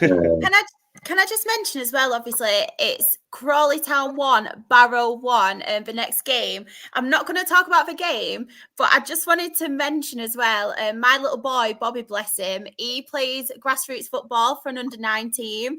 And for weeks now, there's been somebody where he's been playing football, and I've been like, I'm sure that's Pete Wild. I'm sure that's Pete Wild. It looks very familiar. I turned to my dad and said it, and at first he looked at me as if I had another head. He was looking at me like, no, that's not going to be him. That's not going to be him. And anyway, I think he actually were talking to his friends or something, and they mentioned that Pete Wild manages a grassroots team. And then anyway, turned up 8:30 in the morning, absolutely lashing it down with rain, obviously, watching him play football. And anyway, it was there, and I was saying it to all other parents. I was like, I'm convinced that's Barrow's manager, Pete Wild. So anyway, we were all talking amongst ourselves, and I mentioned it to one of the other parents, mentioned it to Bobby's manager, and he just straight outright said, excuse me, mate, Charlotte's got a question for you, and put me on the spot. So I just had to say, are you Pete Wild? And anyway, it turns out it is Pete Wild. He manages his son's team, doesn't he? Yeah, and can I say as well, what a fantastic man. He's so encouraging for his own grassroots team, but his football team, but one of Bobby's team, he plays for 2 teams, and they're a very good side, and they've been playing really well all season, and this is the first game. My little boy's team have actually come away being thrashed, because what a setup he's got for them, and you can tell how much encouragement he gives to them as well, but how he's got them set up like an actual proper football team. It was absolutely phenomenal, the style he's got them playing at such a young age, and it came over as well, which I thought were really good. And it just said to all our players, because they were all obviously downhearted because they've just been thrashed by a team, and he said, honestly lads, he said, you're a very good team, just heads up. And for him to actually say that, and for it to be obviously coming from a manager of that stature as well, I just wanted to give him a massive shout out, because obviously I think that's absolutely brilliant, and it's so nice to see. It really was. Yeah. And hard dad, it was Pete Wild if you're watching. I knew it was. on that, I will say Pete Wild is one of the nicest managers. Yes. He's as a guy, he is incredible. For me as a broadcaster, when we go and speak to him, interviewing him or just speaking to him off camera, he's so honest. He just he says exactly. He'll tell us the team that he's playing, why he's playing them, who he's He's so honest. And when he done an amazing job at Halifax, incredible job. Then when he got the move to Barrow, you're praying that it goes well for him, because he's such a nice guy. Yeah, and that 100%. Story that you've just told me there does not surprise me in the slightest. The only criticism is the fist pump, and if that's the only criticism that someone can give of you, you're doing a good job. Listen, as a man, he's brilliant. It is a little bit unfair on Bobby's team, isn't it? Though, their manager probably works in Tesco's, and the other team's Pete. Yeah, the other teams, he's near the top of the division. Do you know what, though? Cheers. after the game, because Bobby didn't know anything of it, and then after the game, I actually said to him, I said, "That's actually Barrow's manager, Pete Wild." He went, "Is it?" He said, "Because he told a defender to mark number 10, which is obviously Bobby, because he's a good player." And he was dead chuffed after that. And he got player of the match that You need to game. get him a move. That's what you need I to do. know. Get him an Yeah. agent. Beautiful, love that. But yeah, I just thought it was a really good story, and obviously I love saying about experiences like that, because obviously some people can have bad experiences or say things negatively on social media, but as you said as well, Aaron, I've heard nothing bad about Pete Wild. He's such a lovely man, and I just wanted to come on and say that, because what a guy. The Pete Wild What a fans guy. must Yeah, Again, like, apart from the his- fist bumps, everyone hates those. I don't. Do you know No, I what? don't mind a fist I bump. don't mind the fist pumps. Yeah. I know. I love them until it happens against my team. Then I despise them. The other thing about him as well is his journey as a manager, because obviously his managerial career started with England amputees, and for like, obviously I've got a bit of first-hand experience now with my friend's little boy losing his leg through cancer, and Pete Wild's like been, you know, happy to chat to his family, chat to him, and be like, you know what, mate, just because you love playing football and you've lost your leg, it doesn't mean that you can't do it. And like to take his time out for that. I think, lovely. you see, when we talk about people like in those fields and working with kids with disabilities or people with amputees, you have to be a special type of person to do that. Yeah. I don't think people realise the difficulties that come with that. Just in terms of being able to communicate with people, you know, you have to be a special type of person. So the way that he started his managerial career, and to see the way it's elevating is testament to him. But that's purely because of him as a man and his character. So yeah, like you say, it's not surprising when you tell that story about certain people, no matter where they go, people will always have a good story to tell, because that's just the person that they are. Oh, I love that. Oh, sorry about that. Sorry about just right. Anyway, on to League One. Mansfield 2, Accrington 1. It was fair place for him. Well done for your promotion. Yeah. But funny, because I thought they won the league at Edgeley Park in January. Low blow. Claire's back. There we go. She's had a nice moment now. She's back. I'm gonna quickly say as well, Walsall 2, Swindon 1. Walsall are doing pretty decent, aren't they, this season? They're one of them teams I never know what to expect from Walsall. Yeah. That's knocking on very the door. true.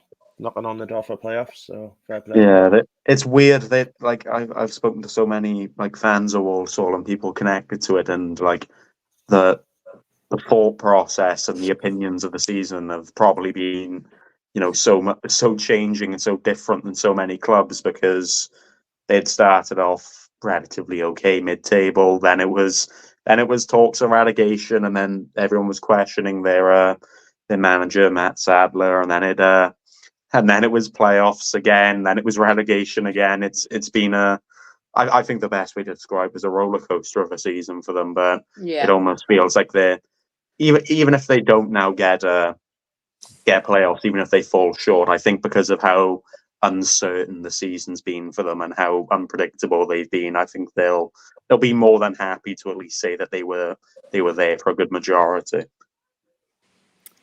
Definitely. Claire, I will let you have your moment. I'm just going to very quickly as well, while you're just talking about the game, go and get a drink of water, and then we will obviously talk about your slides. So I will let you have your moment. So, another one, we travelled over knowing that if we won, we'd win the league.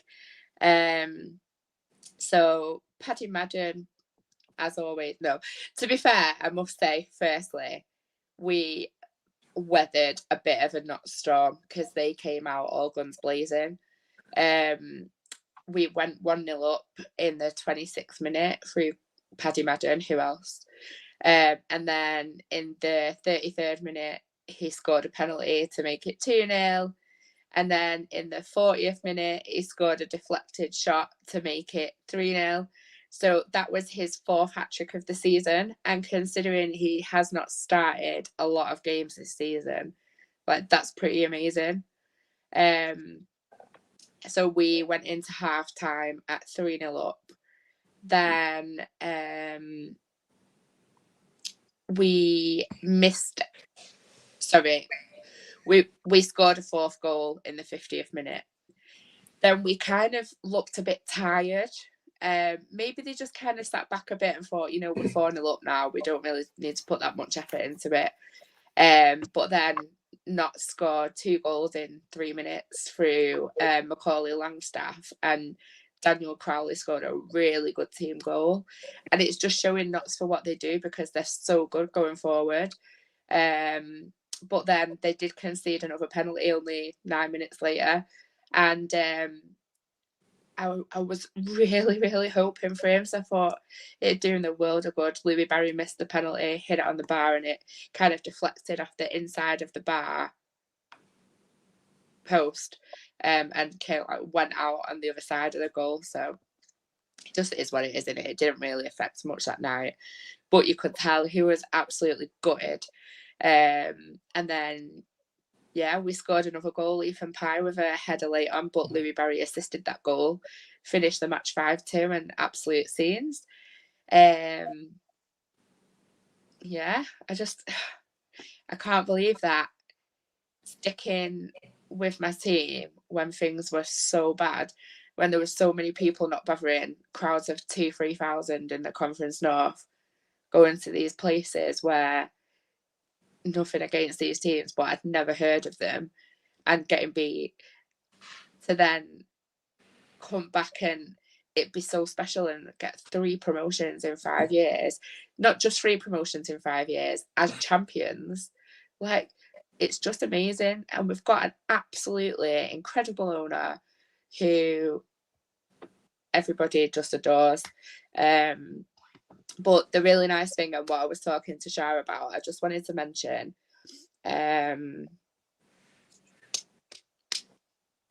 my friend's son George, who sadly took his own life in 2021. His last away game was Notts County, and we lost 2-1 that day.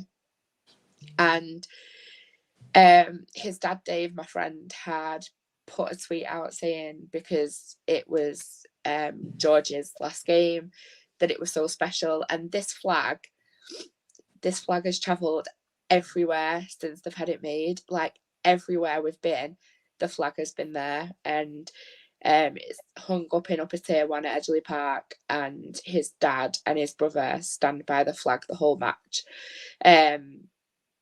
For us to win the league in such a sort of special place for George and his family, with his brother Will and my friend Dave there, was just so special. And at the very end of the match, Dave Challoner came over to the touchline and he took the flag, and he had all the players celebrating with the flag on the pitch. And I asked Dave if it would be okay if I spoke about this, because obviously it's a really special thing, and it just shows that the grassroots football, the lower leagues, are in touch with the fans. The players were literally jumping up and down with this flag for a good 5 minutes, making him a part of that celebration. And in his interview, Dave Challoner said, look, like, I understood the importance. My wife saw it on social media. She told me about it. And even though we can't take away the pain, we thought that it would make memories for the family. And when I asked Dave if it was okay if I told George's story and spoke about what had happened, he asked me if I would thank Steve Bellis and Tom Mahon, as well as Olivia Hanvey at Stockport County, for all the incredible support that they've given, as well as everybody that goes on a Matchday, fans, staff, everybody. Dave wanted to shout out how incredible everybody's support has been. And yeah, Georgie Thompson, that win was for you, mate. And we know you were with us. Amazing. That's amazing. I love that so much. In the chat as well, we have got a couple of people. Mr. Luke obviously sent his little heart. Chris has put, that's really sweet. Well done to the county players and management for this. Oh. Are you all right, Claire? Yeah, I'm okay. You sure? I'm okay. Yeah. I'm okay. It's just sad and beautiful at the same time, isn't it? It's not. Yeah, it's just a beautiful thing.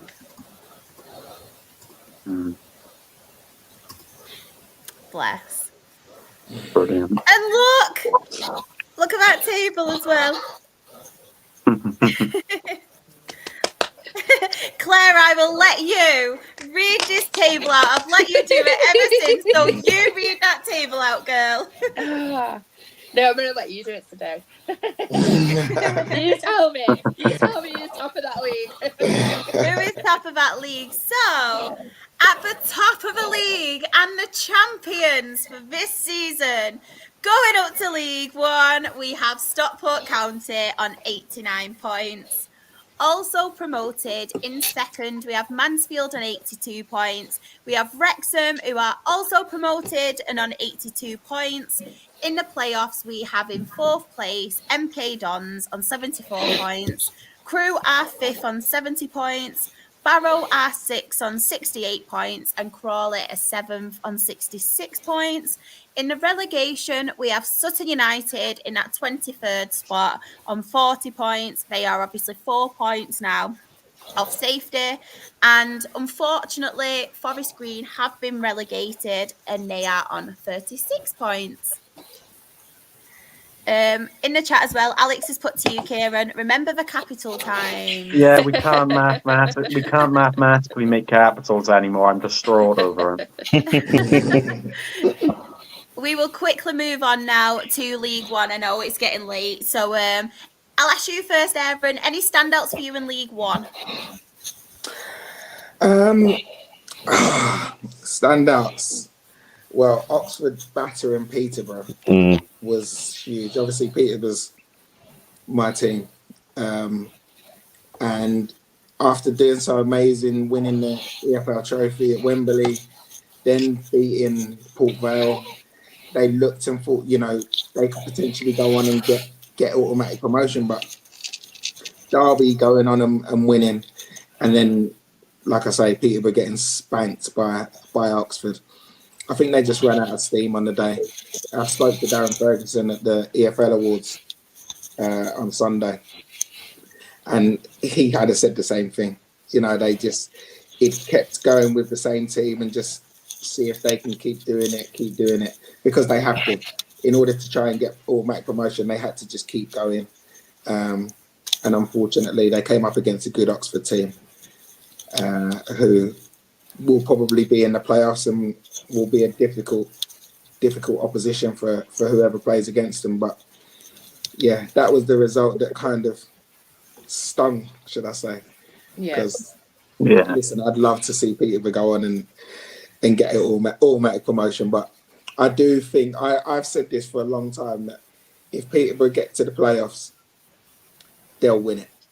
Yeah. I think it's 4 times now they've been to Wembley, and they've won every time they get to Wembley. So you are literally putting the kiss of death on that happening I looked at that fact. It's mental. They've never lost at Wembley, and they've never lost. And I said this about the EFL trophy as well.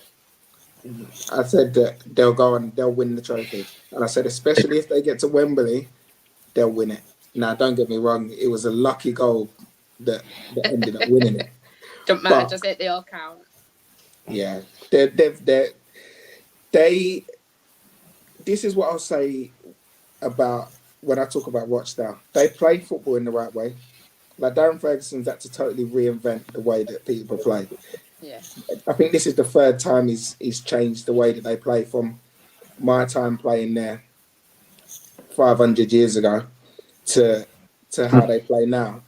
But it's the new generation. You have to be able to get the ball down, pass it, and play, handle the ball. That's what Rochdale are doing. It's going to take a bit of time, and they're in the National League. So in terms of the calibre of player, it's it's difficult to do. You know, Gateshead are doing it. They're inconsistent at times, but it's because of the calibre of player that is playing at that level. So Peterborough have managed to be able to do that, and I do fancy them to get promotion this year. Fingers crossed they get promotion. But in answer to your question, that was the standout result, because we got absolutely spanked. It has to be, doesn't it, to be fair? I mean, it was formerly Lincoln that was scoring 5 every game, but what is it? In the past 3 games, and they lost twice and drew once. But for a team that, we talk about how important momentum is in football and how much it can carry you to heights, and they were a point off playoffs, and it almost feels like, I don't think they're quite out of it, but the gap between them and Oxford is starting to starting to gap, especially with 2 games left to play. So I can see it being Oxford now ending out in the playoffs. Yeah, I agree. Any standouts for you? Quite a humorous one. I don't want to say it humorous because obviously Matt Farley being the Stevenage fan, and we all love Farley, but kind of our family do we've got a syndicate. We do a family bet every week, and the last 4 weeks my dad's been the one that's cost the family bet, and he picked Stevenage. So obviously expected to be Burton Albion. I think Burton took the lead. Stevenage then equalised, but it got disallowed. And then they got a man sent off. So it was you just knew that it wasn't going to go their way. And obviously they've lost Steve Evans this week. He's gone to Rotherham, hasn't he? Rotherham. I've got to be honest, I think Rotherham sacking Liam Richardson's a really, really bad decision, because I think Liam Richardson's probably better equipped to get them out of League One than what Steve Evans will be. League One, isn't he? He's already done it with League Wigan. One. Yeah, he's already done it. And I think Liam Richardson's a top manager. I really do. And I'm not sure if Steve Evans is. I think Steve Evans is a great manager, but I just don't think that's going to work. I really don't. I think it's a really I think it's a strange one, to be honest. I can understand what Rotherham want to do. They want to get someone in place and stuff like that, but I would have just kept hold of Liam Richardson. But yeah, Stevenage 1, Burton 2 for me. And then also looking at Derby, I think that's probably Derby got the second place now, especially with Bolton only drawing with Portsmouth.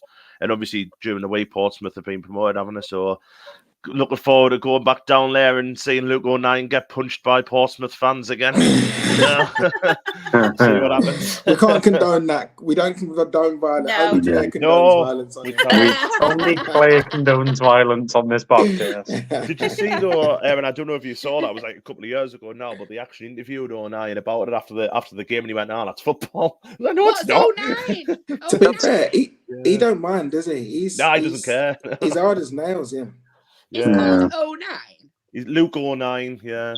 09. 09, yeah. 09, yeah. 010, 09, 010. Well, it's not spelled like It's not spelled at 9. It's not spelled like the number. No. I've never heard of him. Oh, well, I've never heard of any Stockport players. Still. Really? Yeah. He's a top footballer. He's been there for years, isn't he? He's really good. I love his name, so I'm looking him up. He's a proper baller, man. He's hilarious. Yeah, he can play. He can play, but he's hard as well. He's tough. He's not one that's gonna shirk a tackle. And one of my good mates is your captain, Corey Evans. Oh yeah. He's been injured though. He's been out for a long time. Yeah, and I think his contract's up at the end of the season as well. It'll be a shame if we do let him go, but he's not 18, so we've been kind of under this kind of transfer thing of signing 17, 18-year-olds. So I think he might get released, but he's been class for us, to be fair. We lost him to Stewart in the same week last year, and probably what cost us the playoffs, to be honest. But great bloke. I'm at the Player Awards on Tuesday, and I met him last year as well, and he was one of the nicest people I've ever met. So I'm really looking forward to seeing him again. Yeah, he's a great lad. Him and his brother Johnny. To be fair, his whole family, they're amazing. Got an amazing family. It's no surprise that they're both so successful, and his kids are successful. They're going to be successful footballers as well. So really, nice. It's definitely in the blood. That's for sure.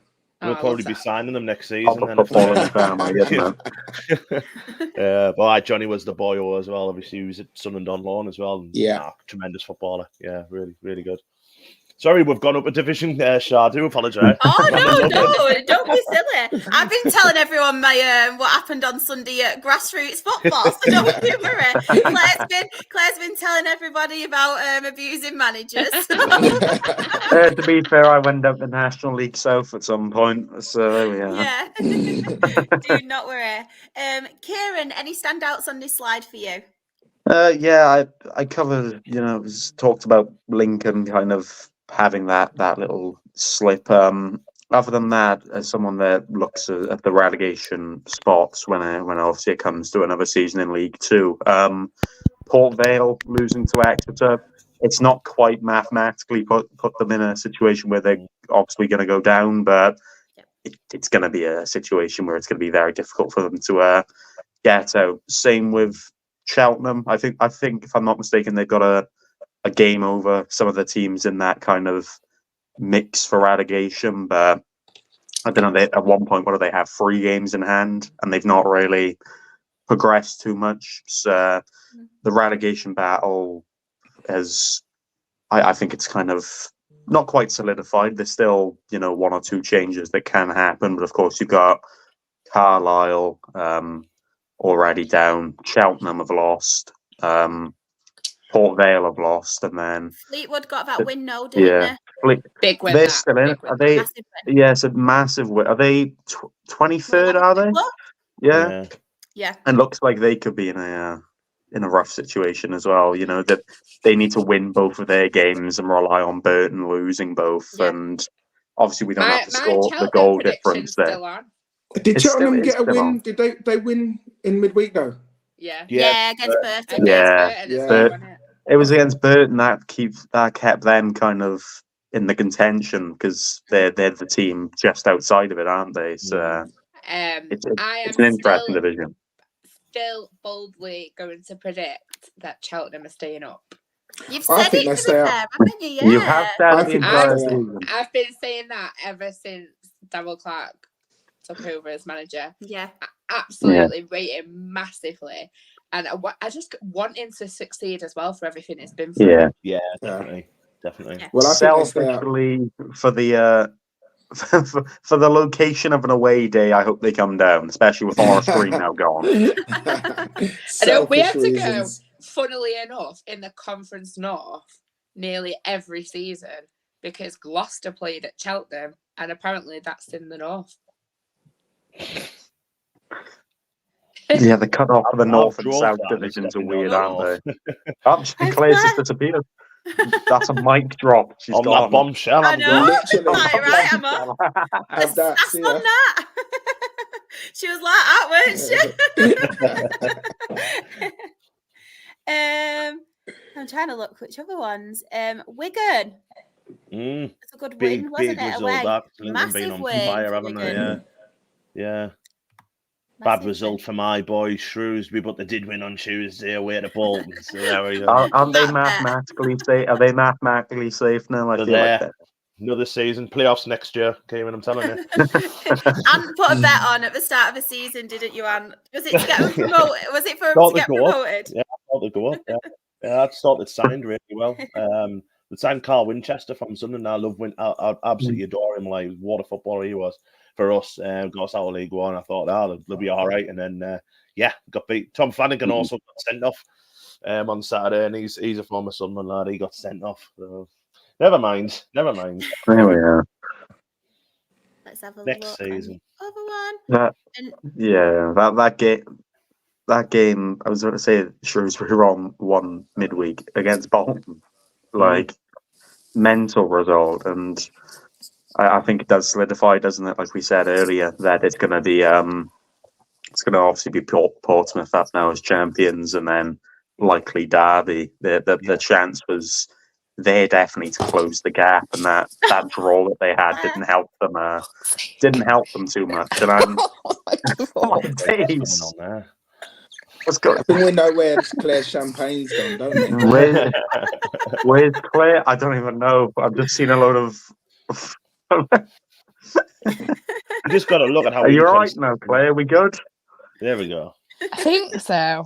You We'll just got to see. look at how inconsistent League One's been. Look at Bolton there. Yeah. I think Burton Albion winning and then losing to Cheltenham. Oxford beating Posh 5-0 and then losing 1-0 at home to Lincoln. There's just nothing there. And Peterborough obviously getting beat 5-0 and then spanking Fleetwood 4-1. So inconsistent, isn't it? Didn't Lincoln have a player sent off for about half hour or so against Oxford as well? I have no idea. No, I don't know. I think they did. Oh, apparently Shrewsbury drew 2-2. Shada, I thought they would as well. So there you go. Oh.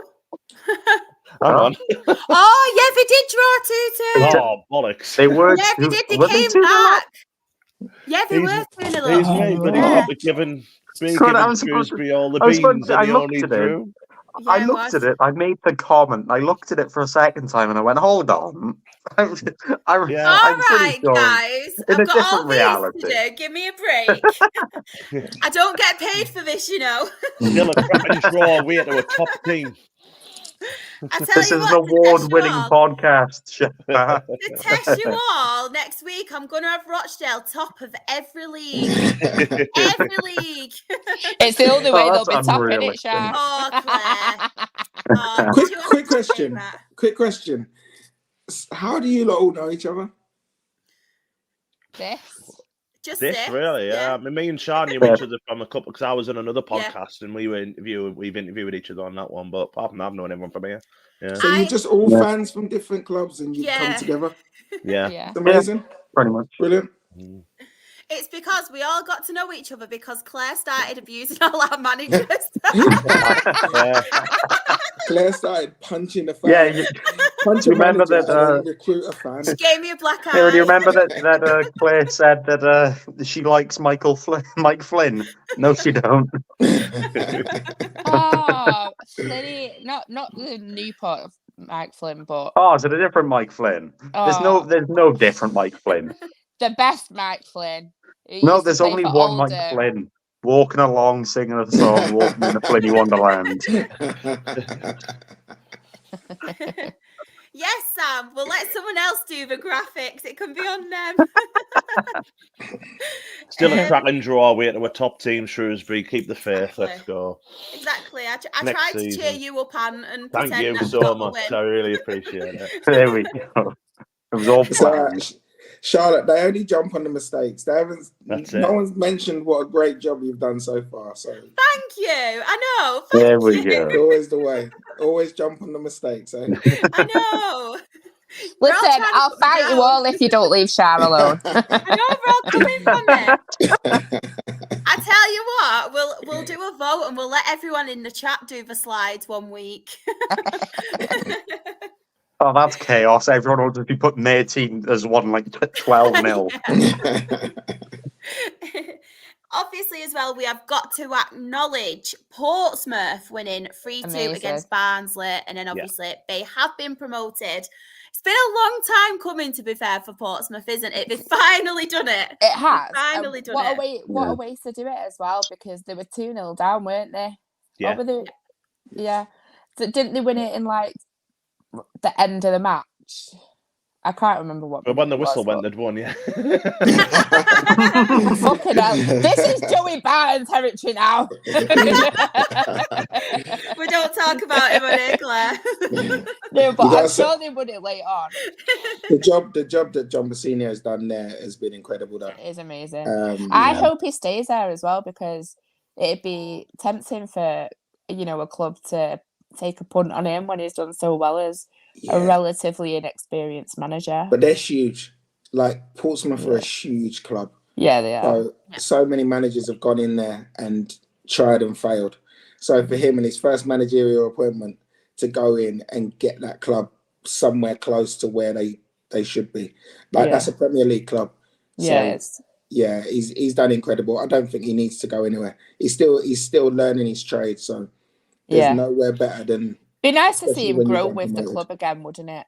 Yeah. You know what it is as well? 94 points as well in League One, because it's always a tight division, especially with Derby, Bolton, in and around there. that's a fantastic effort. Yeah. And as much as Port, Sunderland and Portsmouth had this little rivalry over the League One years, that is a fantastic job. And as Aaron just said there, what a job Mourinho's done there! Like unbelievable. Fair play to them. Well done. Claire, how do you feel when you look at those teams and you're going to be going there next season? Do you know what? It is exciting. It really is exciting. But I've only got about 4 new grounds. No, I am looking forward to it. I think, it's like pinch yourself again, innit? Because literally 5 years ago we're playing Brackley, and now we're potentially going to like Blackpool or Chef Wed or someone like Chef that. Wednesday, You know what I mean? There's a couple of teams come Just down, massive. isn't there? Like, take like Charlton and like there's huge clubs in that league. Yeah. Any of those teams in the playoffs, all big clubs. I think I saw something the other day saying we've never ever played at Reading's new ground. Yeah. So I mean that's what I'm definitely looking forward to. It's nice. So that's an incredible stadium as well. It's an incredible division. There's so many teams in there that are like ex-Premier League and all this other stuff. So it look, even with the teams that are coming down, you talk Rotherham there.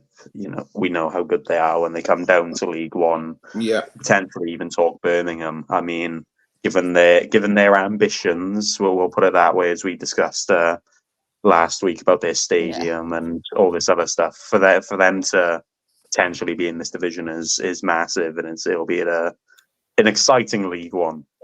Choo choo! All aboard the League One tour. What was that about, Dave? You never played. Dave challenging their county for playoffs. Do you know what it is, Claire? And I will say this about Charlie. What a fantastic job, though. I mean, like, are you a little bit? We just mentioned before about Mourinho. Are you a little bit worried that a championship side might come in from in the summer? Because he deserves a move, As well as he's done, he's been amazing. Like, yeah, I see where you're coming from, and I think it doesn't take a lot in football management for it to go wrong. Where, I mean, I'm really glad that County kept the faith in him when people were calling for him out, and Shah and yourself, Anna, will attest to me on this podcast. I was saying, I'm not worried. We're having a bad start. Yeah. But I'm not worried one bit. And obviously it's proved to be the right thing. If Dave Challoner got the right move for him, I'd be genuinely happy for him. I think it'd be disappointing because he's the best manager we've had in such a long time. And I feel in many ways like he's growing with us, but he's a manager who knows how to get promoted. 7 promotions in 14 years as a manager is pretty special. Yeah. Like, he's a winner, isn't he? Yeah, he's a good man as well. He is very good. Yeah, it's just a good man. And I think in football, if someone's going to move on to a genuinely better job, then fair play to him. But I don't think he needs to, because with the investment we've got, the infrastructure we've got, we're about to develop our ground. We've got money. I think, it'd be nice to see him continue on the journey with us. And because we're moving in the right direction and we've got that aim of championship for 2027, it'd be nice for him to think, actually, like, this club's moving forward and I'm moving forward with it. And I know that, having said that, there's a massive club like Charlton, mind you, who would want to go and take a job at Charlton when they're mind you, I think Nathan Jones has done a cracking job there. When he took over, they were flirting with relegation, weren't they? He got them out. The reason I mentioned that, obviously, is because they approached him and Dave Challoner backed off and said, no, I'm not interested. So I think... Am I right in saying that Dave Challoner, like, his family is that way as well, Stockport way? Yeah. So they live on the Wirral. So it's only 50 minutes away, something like that. Right. Because I'm sure I remember him saying that was part of the reason why he left Hartlepool as well and wanted to go to Stockport. Yeah. I think it was a huge decision for him at the time. So obviously he'd got his first promotion to the Football League and he was managing in the Football League. Yeah, and they were doing well. Exactly, yeah. But I think because it is near home, and it's a club that I've got the investment that he can kind of go on a journey with. It kind of probably made sense at the time. He was probably cold as freezing and Anfield at the best of times. I think It is cold up there, to be fair. what I will say is that I think we're incredibly lucky to have him as our manager, and I'm very, very pleased that he's going to get the chance in League One. So yeah, as I say, if he gets another job, then he's earned it, and you'd have to be happy for him, even though you're disappointed. Yeah. Just don't hit him. I've never hit him. No, he's a special manager, isn't he? Because Yeah. loyalty in football has become a rarity in terms of the modern game. So you talk, the fact that he's turned down Charlton when was it at a time where you were maybe was it when you were top of League Two as well, though? Yeah, don't get it confused as well, though, because he didn't exactly turn him down. He wasn't offered the job.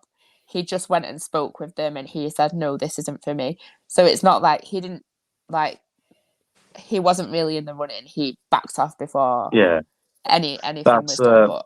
Yeah, that's what happened with Graham Cockham this season. In December, he was apparently approached by Cheltenham to potentially take their job and whatever, and he turned them down. So, loyalty in football, like I said, and like I'd imagine, it's an agreeable thing. It's been a rarity, and like you said, being a manager, it's so easy to go wrong. It doesn't take long to go wrong, and it's such a unforgiving job. So the fact it that really is. The fact he's stuck with you is, it speaks of his character and the kind of person he is. I see him growing with Stockport and hopefully achieving that ambition of championship by 2027. We do actually have a question as well, which was sent a little bit ago, and it is about League One. Chris asked, do you think Derby or Bolton will get second? Derby. I'll ask all you. I know everyone takes Derby. it. Derby. Yeah, it has to be Derby, doesn't it? Yeah, I'd say Derby as well. I'm just saying Derby so I don't have to say the other team again because everyone takes the mick out my accent. I think Liam Richardson, who does our media and co-commentary a lot of the time, he actually recently said that because he grew up in Bolton, a lot of his family and friends are Bolton fans, so he really wants the opportunity to go there in a league match.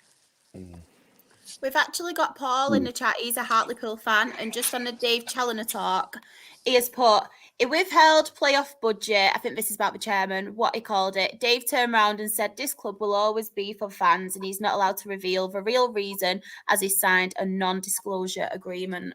No. Interesting.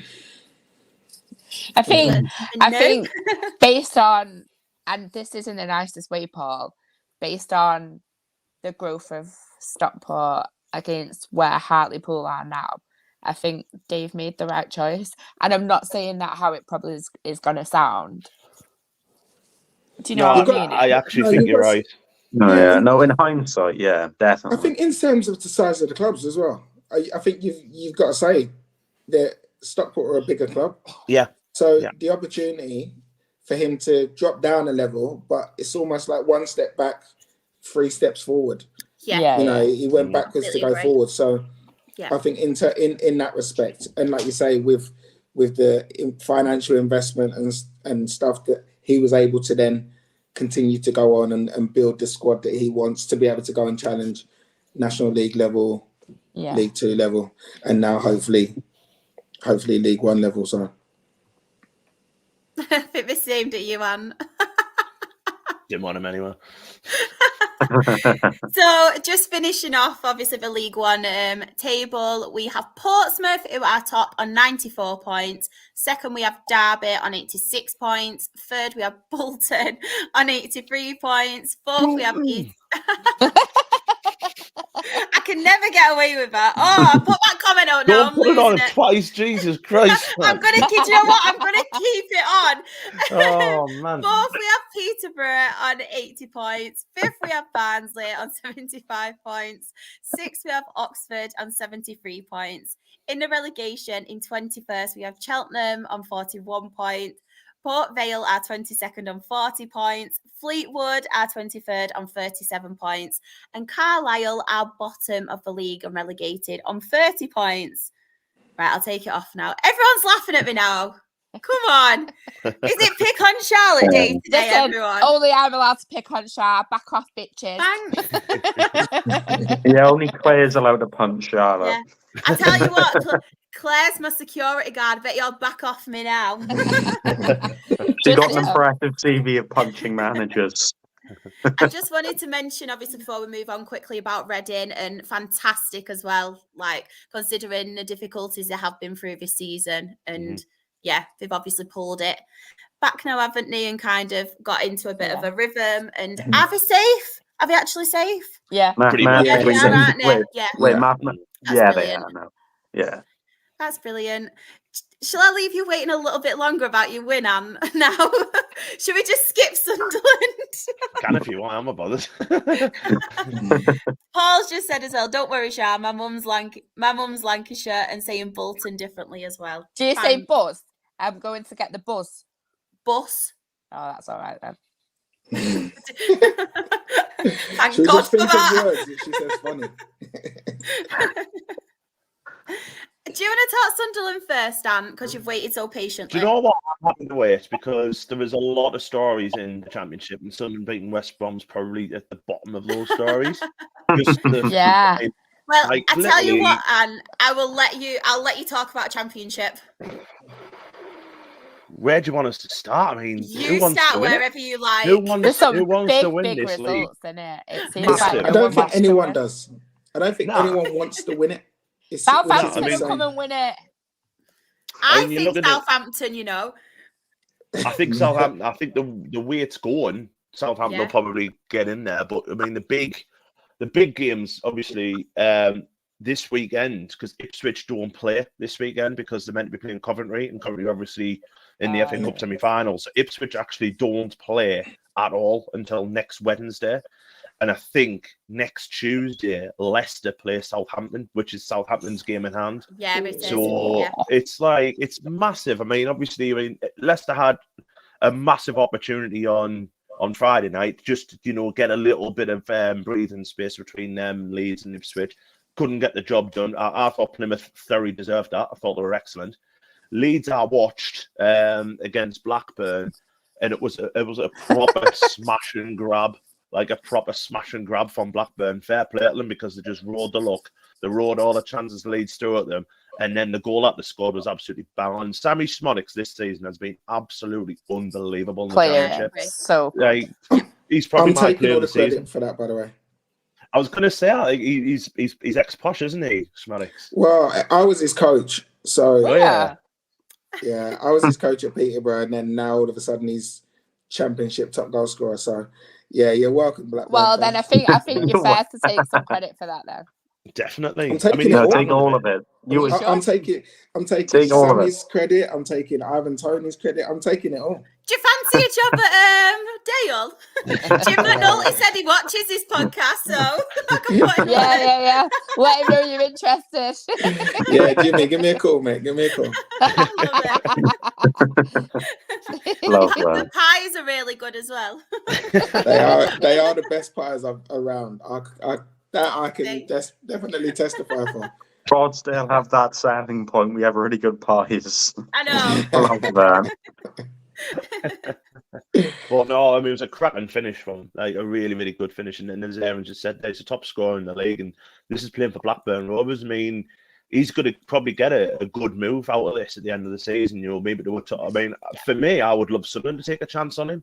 It's probably what Sunderland need. We need, a striker who knows how to put the ball in the back of the net, who is still quite young. He's still got a lot of potential, and someone who's quite streetwise and knows leagues. I would love him here. I really would. I don't think he'd be the marquee signing we're all like clamoring for, but you look at who we've bought in as strike. We've bought 4 strikers in this year. They've scored like 3 or 4 goals between them. Sideways like move that though, Anne. It's a sideways move going from one championship team to middle of the table team to another. It's not really. As much as I think Blackburn are a great club, but yeah, well, there's levels. But then, yeah, going on to obviously massive opportunity then for Ipswich at home to Borough, and they couldn't get the job done either. They had to come from behind. Their keepers made 2 cracking saves at the end of the game. Borough probably deserved all 3, to be fair. And then it's opened the doors, we've said, for Southampton, and even then, Southampton went 2-0 up. Watford pulled it back to 2-2, and then Southampton scored in the last minute, and Southampton have then gone on in midweek and beat, and I can't remember who they beat in midweek, but the one in midweek, Preston, I think, absolutely stuffed Preston 3-0. And it's just opened, it's just massively opened the door for Southampton. And we've mentioned before about form teams. And if Southampton can get a win, as I mentioned before, Ipswich don't play. So if Southampton can win on Saturday, and one of Leeds or Leicester win, Ipswich are like, they've got a game in hand, but that's to Coventry, and Coventry aren't going to be, any turnovers. It's really made this. I mean, as I said before, the Championship's the best league in the world at the minute. It's so exciting at the top and the bottom. It's just so exciting. I couldn't tell you now who's going to get in. If Southampton keep going, I think Southampton probably will get automatics. But if Southampton also are in the playoffs, I would fancy them in the playoffs, the way that they play now. The way Russell Martin's done, we've got about managers before, aren't we? Russell Martin has absolutely done a fantastic job there. He really has. He's turned them into a wonderful footballing team. So fair enough, and they've come from nowhere. So it's so, look at that. Look at the league. It's just so exciting, isn't it? It is. It's crazy. Simon has put as well, he's a Coventry fan. He has put, we didn't turn up on Saturday, saving ourselves for Sunday coming up. Oh, I wonder what's happening on Sunday. I wonder what's happening then. So the thing is, word on the street, there's a small game going on in London or something. I don't know. The thing is with that, with Coventry, and Simon will probably agree with this, Coventry have kind of fallen off since the quarterfinal. They were pushing for the playoffs, and I think they're probably out of the playoffs now. And going into a massive, massive semi-final, which it is, and they are going to be underdogs, as well as you want to put out how bad Man U have been this season, and everyone's probably right, they've been terrible. But a Premier League team is always going to be favourites against a Championship team. It is what it is. And you've seen so many, especially in the FA Cup, when we played Newcastle, we got absolutely destroyed off Newcastle, you know what I mean? And Man United are a better team than Coventry. So, going into a game against Man United and getting beat 3-0 off Birmingham, who haven't been doing well at all, it kind of is a little bit worrying for me. Have they slacked off that game? And if so, Mark Roberts really should say, well, no, if you can't show up for Birmingham, why are you going to show up for Man United? You know what I mean? So, see what happens. Good luck to them on Saturday, on Sunday, sorry, but if you'd asked a Coventry fan, what would you rather have had after quarter-final, playoffs or the semi-final? And you'd probably say the playoffs, but we'll see what happens. See what happens on Sunday. But yeah, very quickly, Sunderland, obviously, another clean sheet. An absolutely magnificent performance by Dan Ballard, our centre-half. He was getting booed pretty much all of 90 minutes because when we played them at home, he injured Josh Madger, and it was quite a bad tackle actually. But Josh Madger hasn't played since, so they were kind of booing him all game. And he just had a wonderful performance. They went out to 10 men. Brandon Thomas Asante cleaning Ballard out, which was probably a red card anyway. But he got his second yellow, and then we scored from a corner. Pierre Acquar with a proper calm, confident finish into the top corner. It was a really good goal, to be honest. And to be honest, the second half we just took the 1-0. But we've started to turn around a little bit under Dodsey. Obviously, he didn't get off the best of starts. We had our 6 defeats in a row. Once McBailey got sacked and he took over. But you look at the last few games, we've drew with Leeds. We beat West Brom. We went down to Cardiff and took points off them. So it's getting there. played Bristol City actually on the Saturday gone, which obviously the week I missed it. We should have won 3 or 4-0, but their goalkeeper made 3 or 4 phenomenal saves. So it's getting there. It's just about, hopefully, 3 games left. We've got Millwall, Sheffield Wednesday, and Watford. I'm hoping we just get into the capitals for the end of the season. I'll be happy with that. But yeah, we've what could have been, because we were sleepwalking into a relegation fight, and we've got ourselves out of it now. And fair play to Mike Dodds and fair play to Sunderland, actually, because it is a little bit happier scenes at the minute. And obviously, we've announced a new kit provider. We'll go back to Hummel, which, if you remember, obviously, I'm old enough to remember 1992 when we were under Hummel then. When we got into the FA Cup. That's the year I was born. Yeah, when we played Liverpool in the FA Cup, and we had these lovely strips and jackets, and they're going to put them strips and jackets on sale and stuff like that. And it just seems like it's a good news story for the club, really. So we'll see what happens. And as I've said for a few months now, to get this season out of the way, get some players in. As I said before, getting a couple of experienced heads in, and I think we've got a very good chance next season, because I don't think this league's going to be as kind of, not to say good in quality, but I really do think it will drop off. Because I think the teams that are going up are better than the teams that are coming down. So we'll see what happens. But I'm happy again. Yeah, so. I agree with that. League One's where it's at next season, and no, I just think, obviously, say if Sheffield Wednesday come down, Burnley, Luton, or Forest, or whatever, or Everton, right, whoever comes down, I just think that the likes of Leicester, Southampton, Leeds are going to have enough backing behind them than what them 3 have got. And then obviously, if Ipswich go up, Ipswich will have somebody to go in. But the Ipswich are one of the best teams in the league. They've been playing really, really well. And I just think next year it'll throw it open again. I think it'll be a wide open season. Whereas this year, I think a lot of people, if you'd asked them at the start of the season, who's your tip for promotion, it was Leicester, Southampton, and Leeds. And it looks as if it still might happen. So I think next year it's going to be a lot more open. I told you Ipswich would stay up there. They have. They've done brilliantly. Well. They've done brilliantly. They really have. But this week's massive for them, because obviously I don't think they'll be top by the time they play again on Wednesday. And they've got a hard game there. I think it's away to Coventry. That's a difficult game. And then I think they play Hull the week after, which is a very, very difficult game as well. Hull are banging on the door for playoffs. Another manager who's done a cracking job there, and I don't know if you know their Liam Rosenior. Yeah, I played with him at Hull. Cracking job there. Yeah, I played with Liam. Yeah. Seems a cracking blow. There was a guy on Twitter the other day, and there was this video, they called it Liam Rosenoir. Rosenoir, yeah. But he seems a really, really good bloke off the pitch as well. Like every interview you see him, and he's like, he knows his stuff, doesn't he? And he obviously had the derby job, didn't he? And he's brilliant. Yeah. When it comes to football management, he knows his stuff. And obviously his dad was a manager. When Leroy, wasn't it? Growing up, he wanted to be a football manager. I don't know any kid that grows up wanting to be a football manager. Everyone wants to be a football player. His dad's the hero, isn't it? I love that. So it's no surprise to see Liam doing so well. He's always been a very intelligent lad, even when we played together. Like, we used to play down the right-hand side together. Yeah. So he's always been a very intelligent player. Obviously, staying close to me was intelligent for him. So he's always, he's growing into a really, really good manager. And what he's done at the club, the way he's turned it around and got the feel-good factor back is huge.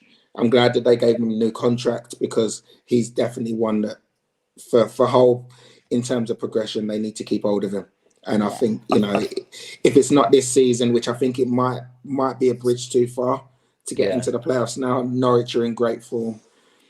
I think it might be a bridge too far, but next year, definitely, I fancy them to be right up there. He would be like, if Sunderland were willing to spend money on the manager, he'd be an ideal one for me. Just someone who's young, who's ready to take that next step with a club, who's also got young players and develop young players like that. He would be my number one choice, to be honest. But I think we're probably going to get someone off the free market, but we'll see what happens. Yeah. Well, I'm available. Yeah, I fancy it. No, you're not. You're working with Big Jim, remember? If you can come and help some of our strikers Give out there, and McNulty honestly, and the they're going to pies. swab between them. I asked first, guys. Come on. I've actually got a job, guys. In case you didn't know, I've actually got a job. You can carry on that one at the weekend. You just train him in the week. Okay, cool. Yeah. Well, not next year. Next year, there's so much EFL. There isn't game. there, and Yeah. I don't even know how you have the brain you've got, like the knowledge you've got in your head, Aaron. There's not a lot. There's not a lot in there. Believe me. Just football. There's not a lot of brain cells in there. But the ones that are in there are consumed by the most random, pointless facts about random players. No, give yourself. I'm not taking that. Actually, give yourself some credit because everyone said it in here before. The amount of knowledge that you have got, the homework you put into everything that you do, like, yeah, you. Well, thank you. You know, you're above I appreciate average. it. He knows I I'll love take him, really. That's a compliment for Claire. Well, it's either that or a smack in the face, isn't it? No, Aaron knows I love him. I'll take Either the that or it's the Conor McGregor walk following by a punch. Aaron, be honest now, you know I love you. Always. Oh, there's a lot of love in the chat for you as well. Alad has put a top class pundit. Thank you. Sam has put as well. Norwich. Why did I say Norwich? Knowledge. As you can tell, my brain cells don't work. Knowledge of Aaron is fantastic. We're so thankful for you for coming on. And then, thank you. Mr. Luke said you're a legend as well. Appreciate it. Do you know why as well? Like, Aaron used to always be like, Stockport are winning this league, Stockport are winning this league. Even like when it looked a bit dodgy, it's like, no, I fancy Stockport. Well, I said that season, I said Stockport at the beginning of the season, and I was like, I'm not changing my mind. And then we can tip us for next season, please. I know, and us. Yeah, can you tip us? Claire's gone again. Where's gone again? Why does she keep doing this? And on that Rochdale, Newport, and Sunderland for next season, then we'll be quiet. Yeah. Newport, Sunderland, and Rochdale. There we go. Yep. Yeah. I'm so sorry. Oh, do not worry, Claire. Don't worry. So top of the championship table, we have Ipswich Town on 89 points. Second, we have Leicester City on 88 points. Leeds United are in third on 87 points. Southampton fourth on 84 points. West Brom are fifth on 72 points. And Norwich are sixth on 71 points. Then in the relegation zone, we have Huddersfield, who are 22nd on 44 points. Sheffield Wednesday are 23rd, and they're also on 44 points. And then Rotherham are bottom of the table, and they have been relegated officially. I know we play this game every week, Charlotte, but obviously with having Aaron on as well, who's going down out of that? Because it's still wide open. Birmingham and Sheffield. No, Birmingham are going to stay. No, I want to go to Birmingham away, please, Aaron. I'm saying it more because I don't actually think they're going to go down. I can't lie. No. Birmingham are going to stay. If they hadn't sacked John Eustace, we wouldn't be even entering this conversation about them being there. I've got to say, Sheffield Wednesday have done incredible to even still be in with a chance. Yeah. Because they were dead and I went buried at down one there. point. I went down there this year. I think it was like November time. We were on Sky. It was on the Friday night, and we beat them 3-0. And it was 3-0 like at half time. I think we're 2-0 up after about 10 minutes or something. And the atmosphere there was toxic, like proper toxic. And I think they got rid of Cisco either that game or the game after. And then what Danny Roll's done there, even if they stop up, I think Danny Roll will get a bigger job than where he's at. To be honest, he has done phenomenal. Really has done phenomenal there. But look at it, Stoke's final 2 games. I think Stoke might get dragged into it. To be honest, I think Stoke. Yeah, they're in a lot of trouble. Hey, that'd be all right. It's only up the road. I don't know if anyone's seen as well, because it's not really to do with Stoke men's team. But there's a girl footballer who done a knee for Stoke women a couple of weeks ago now, and she's got quite a bad injury. Like she's done her ACL, her LCL, her fractured her patella. So like she's done a pretty nasty injury, and her surgery is going to cost 20 grand. And Stoke turned around and told her they weren't going to pay her for a surgery, so she's had to go online. Just had to go online and do a crowdfunding kind of thing. But I think she's got it, hasn't she? I think she's got it now. I think she has got it now. Just obviously want to wish her all the best. It's called Keiron. Yeah, absolutely. Really wish her all the best. There was something yesterday that said the owner of Stoke City gets 3.5 grand a minute. And because it's Bet365, isn't it? So I mean, for me, even though it's not, they're not like officially part of Stoke. I think they are, but they're not like a full-time professional team. Really, there, if one of your players gets injured there, I think they should be giving them the money on. They won't pay for the operation. No, they told her no, so she had to do like a crowdfundme page, like a GoFundMe page, which I think she's actually got the money now. But obviously, because I do a podcast on women's football, and we got told about it, so obviously we mentioned it on Monday night. We were doing that, and it was it's really sad. I think just for a big team, big club like Stoke, it's a drop in the ocean, isn't it? It's one of their players probably weekly wage. You know what I mean? So just give her money, and she, even if she doesn't play football again, she needs to work. She needs to, provide herself. That's the thing. It said that she couldn't go to work because of the job and she couldn't walk. You know what I mean? It's like you shouldn't be doing that playing football. You know what I mean? Your team, your club should help you out. But that's me rant. We've got an answer rant at 11:15 at night, 11:10 at night. Well, it's a good one. It was for worthy cause. So yeah. It was justified. I could potentially now give you a topic for another round. We will keep this short because obviously we are really late on time. But it came out today that the FA Cup are scrapping their replays from the first round. What are your thoughts on this? I will leave it free for anyone or everyone to have their say on it. 150 years of the FA Cup, and now because the top people, as in big twats at the top of football, think that lower league clubs don't matter. I think it's atrocious, and I think it's absolutely wonderful that Tranmere were the first team to come out and say this is diabolical, and there's other teams that are doing it now. And I know in our group chat there's been a message saying Accrington have done it and Walsall. So I think more and more teams will come out and say it. But as a fan, like, some of my best FA Cup memories are replays. You've got, Bolton. That Bolton game as an example, we held him to a 2-2 draw. We were 3-2 down with 30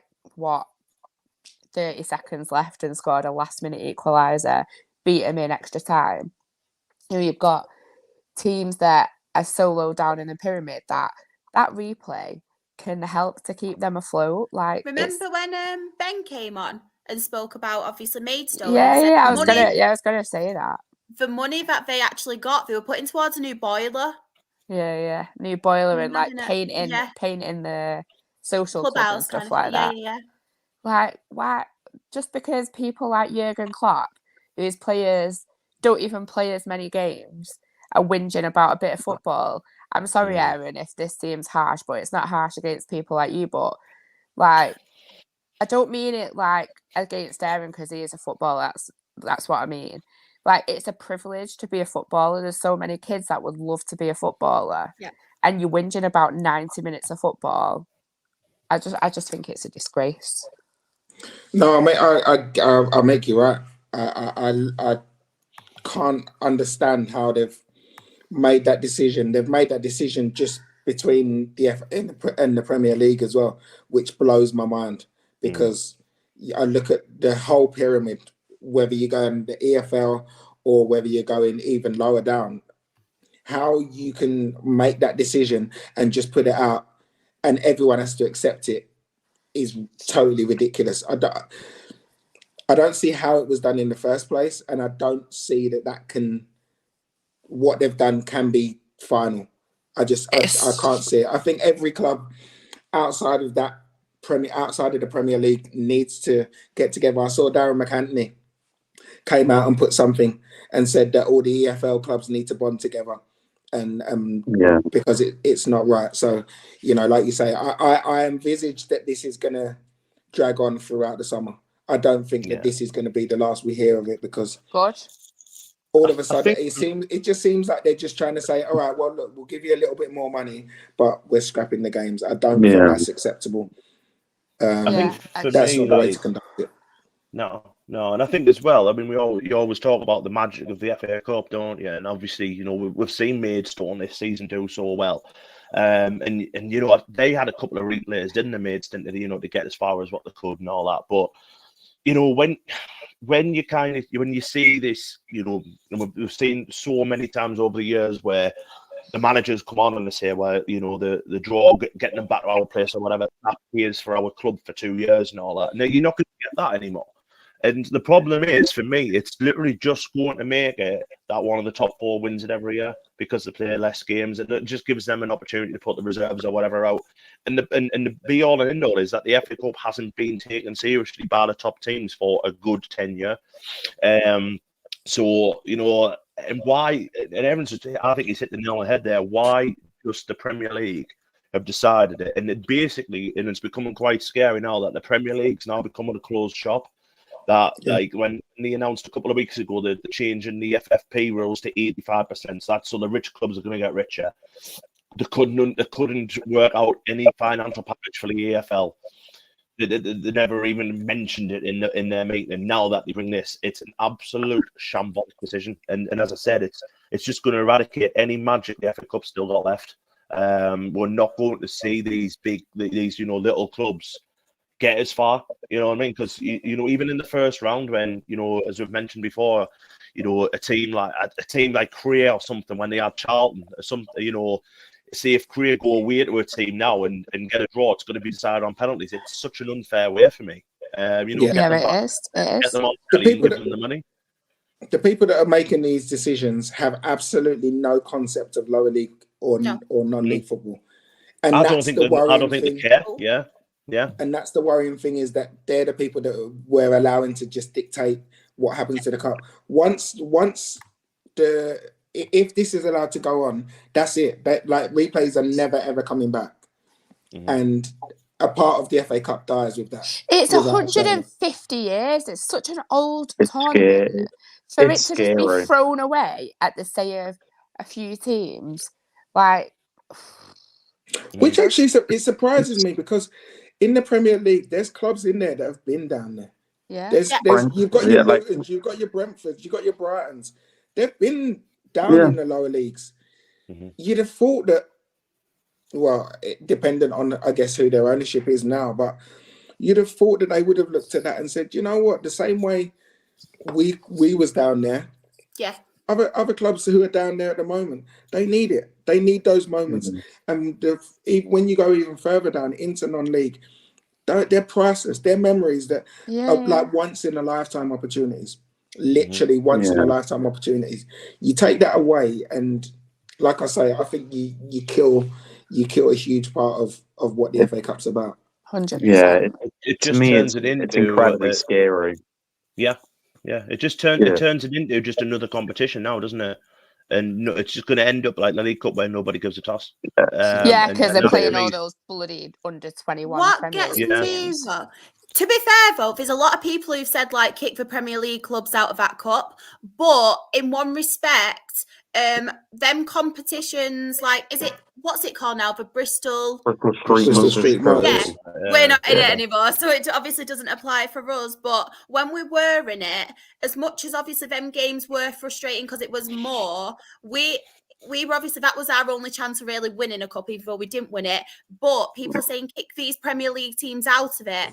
But they're teams that you can kind of have a glimpse of their academies and under 21s, and they're the kind of players someone like Rochdale would get on loan. So I think that's quite good, you know, having them in there, because, like, we've not got the funds to like splash out on this player or that player. So we'd rely on them competitions to kind of then get a player from their academies on loan and stuff. So I think it works both ways. I think that it works both ways, because for some of those players, you get the chance to go and test yourself against men's teams, against first team league clubs. So they're getting valuable experience playing at that level. The same way, you know, clubs are being able to showcase their players, and like you say, clubs will be able to see those players. Like Mothersill, when he was at Chelsea, that's where Peterborough saw him play when he was playing for Chelsea. So yes, it works both ways. But you don't want the FA Cup to turn into that. That's not what the FA Cup's about. What also gets me about these Premier League teams as well, a lot of them doing the moaning are the ones who are now, there's this new Champions League thing where all this money is being put into the Champions League. They want to like introduce new teams going into the Champions League. And this is what frustrates me as well, because there's going to be more games with this new Champions League scheme as well. All the money's going into that. And then these want to get rid of the FA Cup replays. And it's like, really?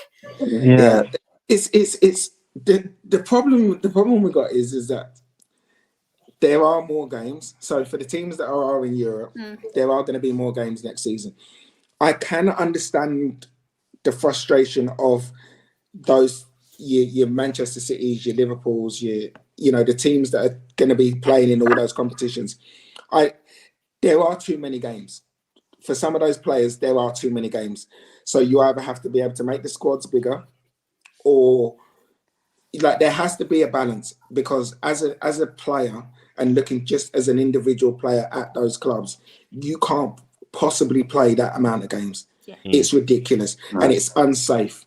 So I understand it on that perspective, but the biggest problem here is the dialogue. The fact that everyone wasn't at the table to be able to talk about it, voice their opinions, and come to, create an answer together. You don't just two parties go away, you make a decision, and then you just dictate to the rest, well, this is what's happening. I'd actually be really interested to know how many replays those teams have been in this season. It can't be many. Yeah, you can't name many, can you? Well, it wasn't no replays up until the 5th round this season. That's been for a couple of years. It's down to the first round now, isn't it? I don't think that was an issue. I think that was. I actually agreed with that. I agreed with it. But the thing that I found really weird about it, the thing that I found really weird about it, and the thing that annoyed me so much about it, you know, there's so much, you could go into an entire separate podcast to talk about this. There was something along the lines of 732 teams that competed in the FA Cup this season, from all the way down to the bottom ends of qualification up until this final. Like we've said, 20 teams have had the decision on every single club about this decision. 2, I understand very much the whole concept of the European competitions are changing. So for the top, what will it be, top 8 teams in the Premier League, the way that Europe works now, I do understand the frustration, because they'll have more games and everything. However, we've talked about how it almost feels like the Premier League's being closed off from the EFL. You talk the teams that have been up, that went up last season from the Championship to now. Other than Luton, Burnley and Sheffield United have not been able to compete, and they've went straight down. So I understand we talk the magic of the FA Cup because the upsets can happen. There's been so many situations where Premier League teams have been knocked out by League One, League Two teams. I've had the luxury of supporting Newport, where we've beaten Leicester the season they were contending for Europe, and we took Man City to like a 3-1 game. We've drawn with Tottenham and everything, and had a replay at their ground.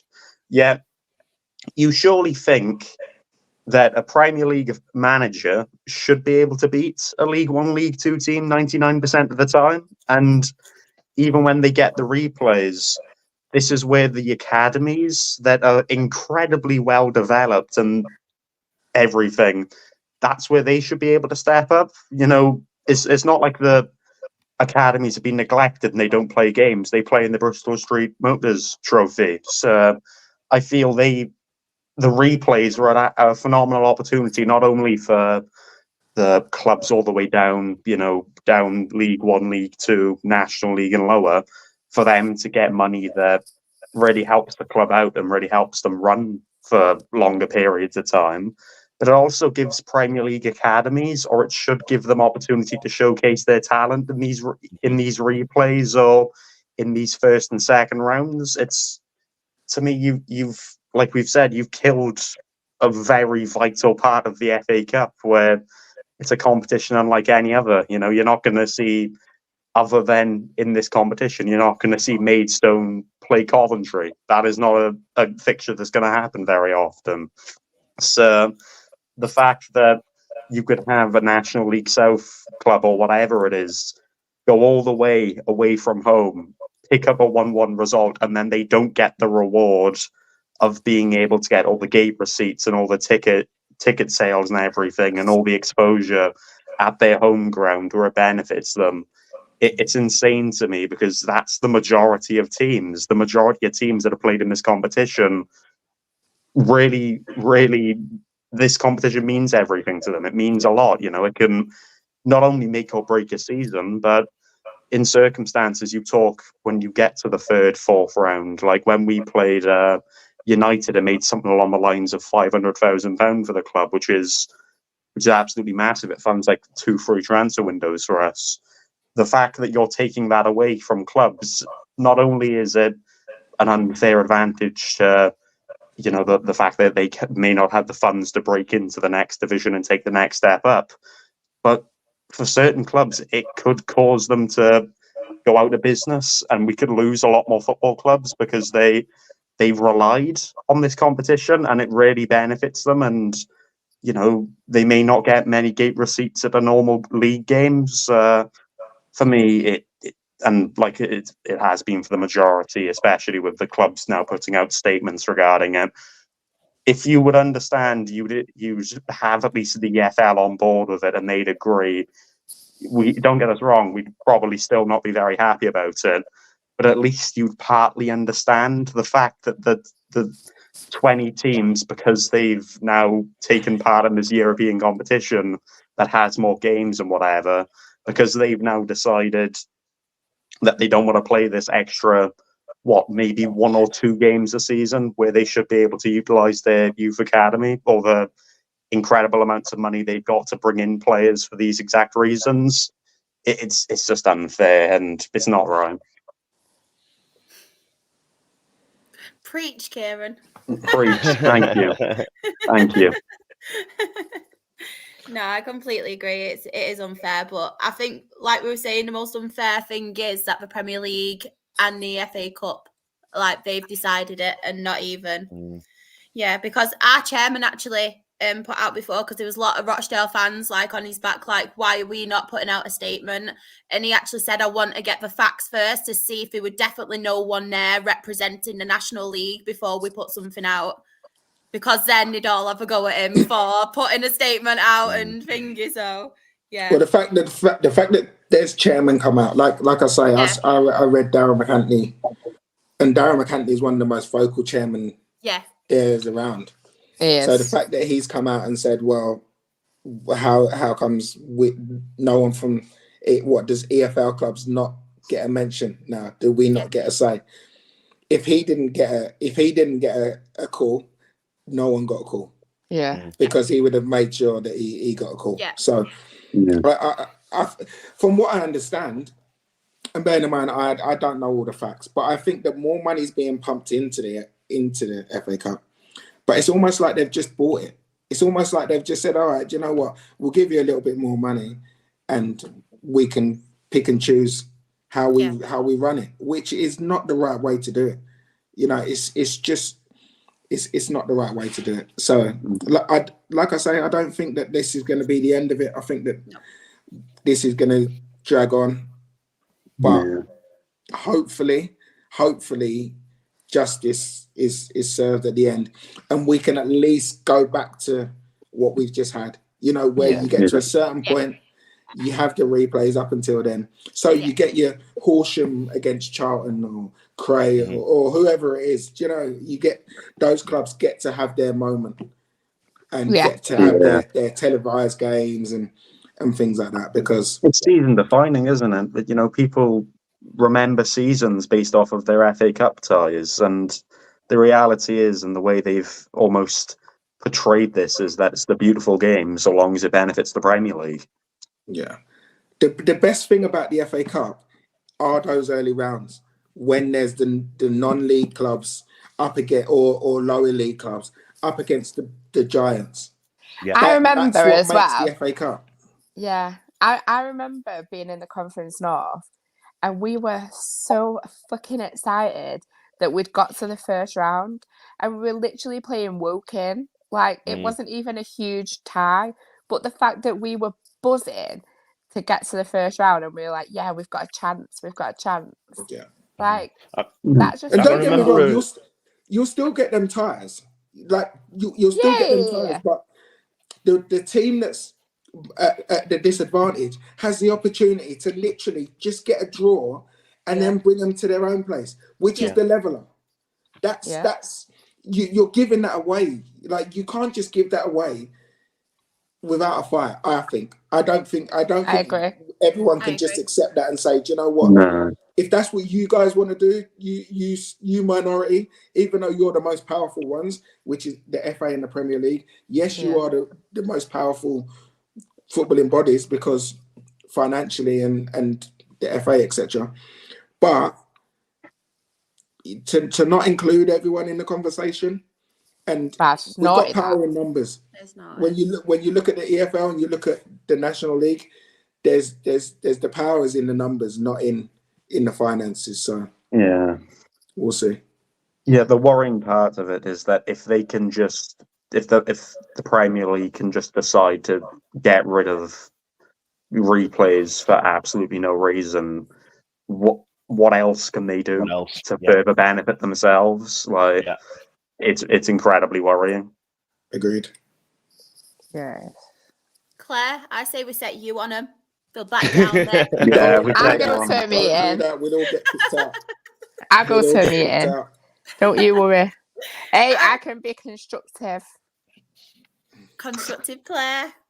Constructive Claire. Destructive Claire. Yeah. What did you get? What did you just say? I said destructive Claire. Depends what mood I'm in. Sorry about that last topic, by the way, everybody. I kind of got us all angry, haven't I now? Yeah. That's about that. We have to do our pose. Though, isn't it? We'll do that at the end. But thank you so much. It's been a really long one tonight, but honestly, I've really, really enjoyed. What? What? Uh-huh. What? What? Come on. Go on. I have a feeling I know what the following line is going to be, but I'm not going to. I know what the following line is, but right, I will not stoop that low. It's been a late one. It's been a late. That's gone completely over my head, I think. I know. I'm so confused. I know that. Well, it's. Anyway. I know Claire enough to where you know where that conversation flows, and right. I work with men. Like, I'm basically a man now.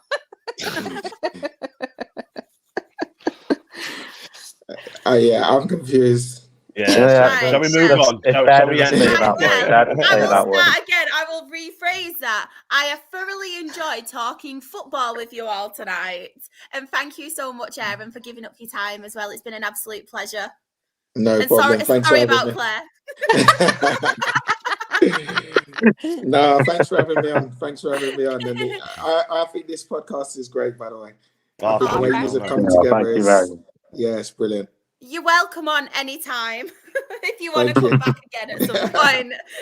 We're not We'll do scared it you again. off. We'll do it again next season when everyone's top of the league. Like I Yes. predicted. Yeah, he's Imagine already. that. You see, Aaron, you've blessed us now to all win our collective leagues. Yeah, It's you're nice good. now because we're all You're in good different now. leagues, so we can all do Go it. and lump money on your. We Can I actually tell you to do are. that? That's actually mad. We actually all support Yeah, a we're team all in in different different leagues leagues next now. season. Yeah. Wait, I can't remember you told me you supported Dividend. Is it Liverpool? Chelsea. Oh, fucking hell. Just a Different bit leagues, different so to yeah. Liverpool then. Well, I mean, yeah, we're in a different league to all of you because we're in the Premier Yeah. League. But don't worry about it. We won't go. We won't go there. Can There's you another beat Man podcast City? for Can you that. beat Man City, please, at the weekend? I'd appreciate that. Oh, My I uncle's hope a we City do. fan, and he always pipes up and goes on about them, and it annoys me. I've Well, got I'll to be be there, honest. so I'm Yeah. hoping we win. Do you know what? If you play Yeah. like how you did on Monday night, you'll beat them. Like Cole Palmer at the minute, he's on fire. You know He's what's on worse fire. about it? No, I have one Premier League team, Aaron. Take a guess which Premier League team that is. What Is did it- you like? You've just played them and Everton? proceeded to batter them, yeah? Why do you think he's so miserable? It's a tough time for you, isn't it? Yeah, no, it's awful, isn't it? Thoughts are with you at this difficult time, Kieran. Yeah, Newport 6 losses on the bounce. Apparently, Sean Dyche has lost all of his touch of relegation battles. It's just all doom and gloom for football. Can I just quickly say as well, thanks for beating Newcastle in the League Cup on penalties. That made my bloody night. Go on, Mudrich. But of course, that is the end of the podcast. If anybody wants to find you on socials, Anne, where can they find you? Hang on, point the finger. There we go. At HowApod for anything on Sunderland women. Massive good luck to the lasses on Sunday because they would want to Charlton in a must-win game to try and get up. It is going down to the final couple of games. So yeah, we're on that. We're on every Monday at 8:30 on Twitter Spaces. And you can find me at ant_Waterson if you want to hear a few Ants rants, which I think this week's been about the FA Cup, and I think there's some random crap on the television I noticed as well. So yeah, up on that. Love it. Love it. Kieran, where can anybody find Oh, you? well, there we are. Kieran UTC mainly on Twitter for my fantastic talking and optimism about what is crap in terms of the football teams, I suppose. Every now and again, I'll talk Newport City, though, who have won every single game in 2024. So they're the ones, shining lights in what is a footballing world of darkness for me. But yeah, Kieran UPC on just about every single social media, even Threads. Claire, where can everybody find you? Claire_Jeffs on Twitter, and Tuesday nights when we're not playing, Hatters Hangout, we do a space at 9:00. You can also find her in League One starting August.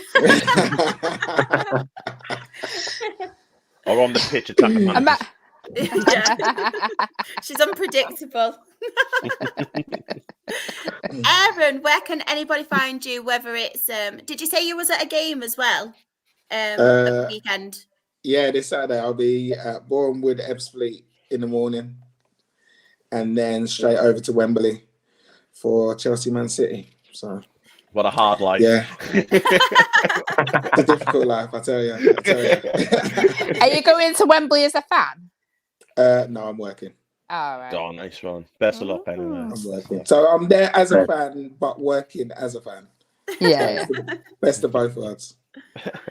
I love that. If anybody wants to find me as well, I am SharXRAFC. That is on Twitter, Instagram, TikTok. My Her Game 2 stuff is Rochdale HDT. And obviously, the most important bit, the podcast socials.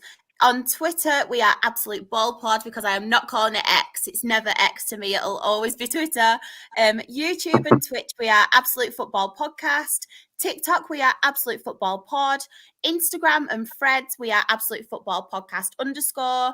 On Facebook, we have an Absolute Football Podcast. You can catch us on a Monday talking our Premier League and European show. Wednesday is WSL and Women's Championship show. And then Thursdays, obviously, our lower league show. And spoiler alert, because I can announce it because it's happening. From next season, we will be covering National League North and National League South. Woo! I'm so excited about that. I'm so excited about that. So we will be obviously covering those teams as well and giving them a platform because, as you know, we talk about them anyway, to be fair, don't we? Like when we talk about Stockport and stuff. So we thought we'd cover them. And obviously, as I mentioned, Shah. What? We talk about National League North when we talk about Stockport. No! To be fair, Charlie, the amount of digs she's got in on you tonight, just take What? She's like the only one. I'm the only one who can bully her. I'm the only one who can bully her. You sure have. I tell you what, when I don't turn up next week, it's because of you.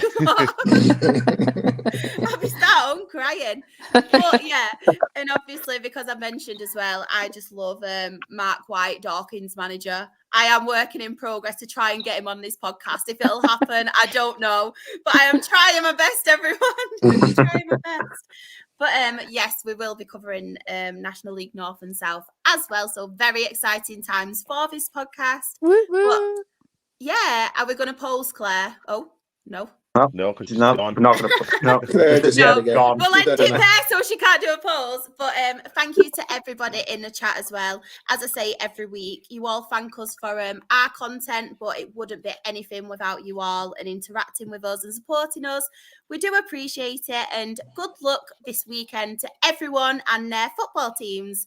Thank you and have a lovely weekend. Bye, Cheers. everybody.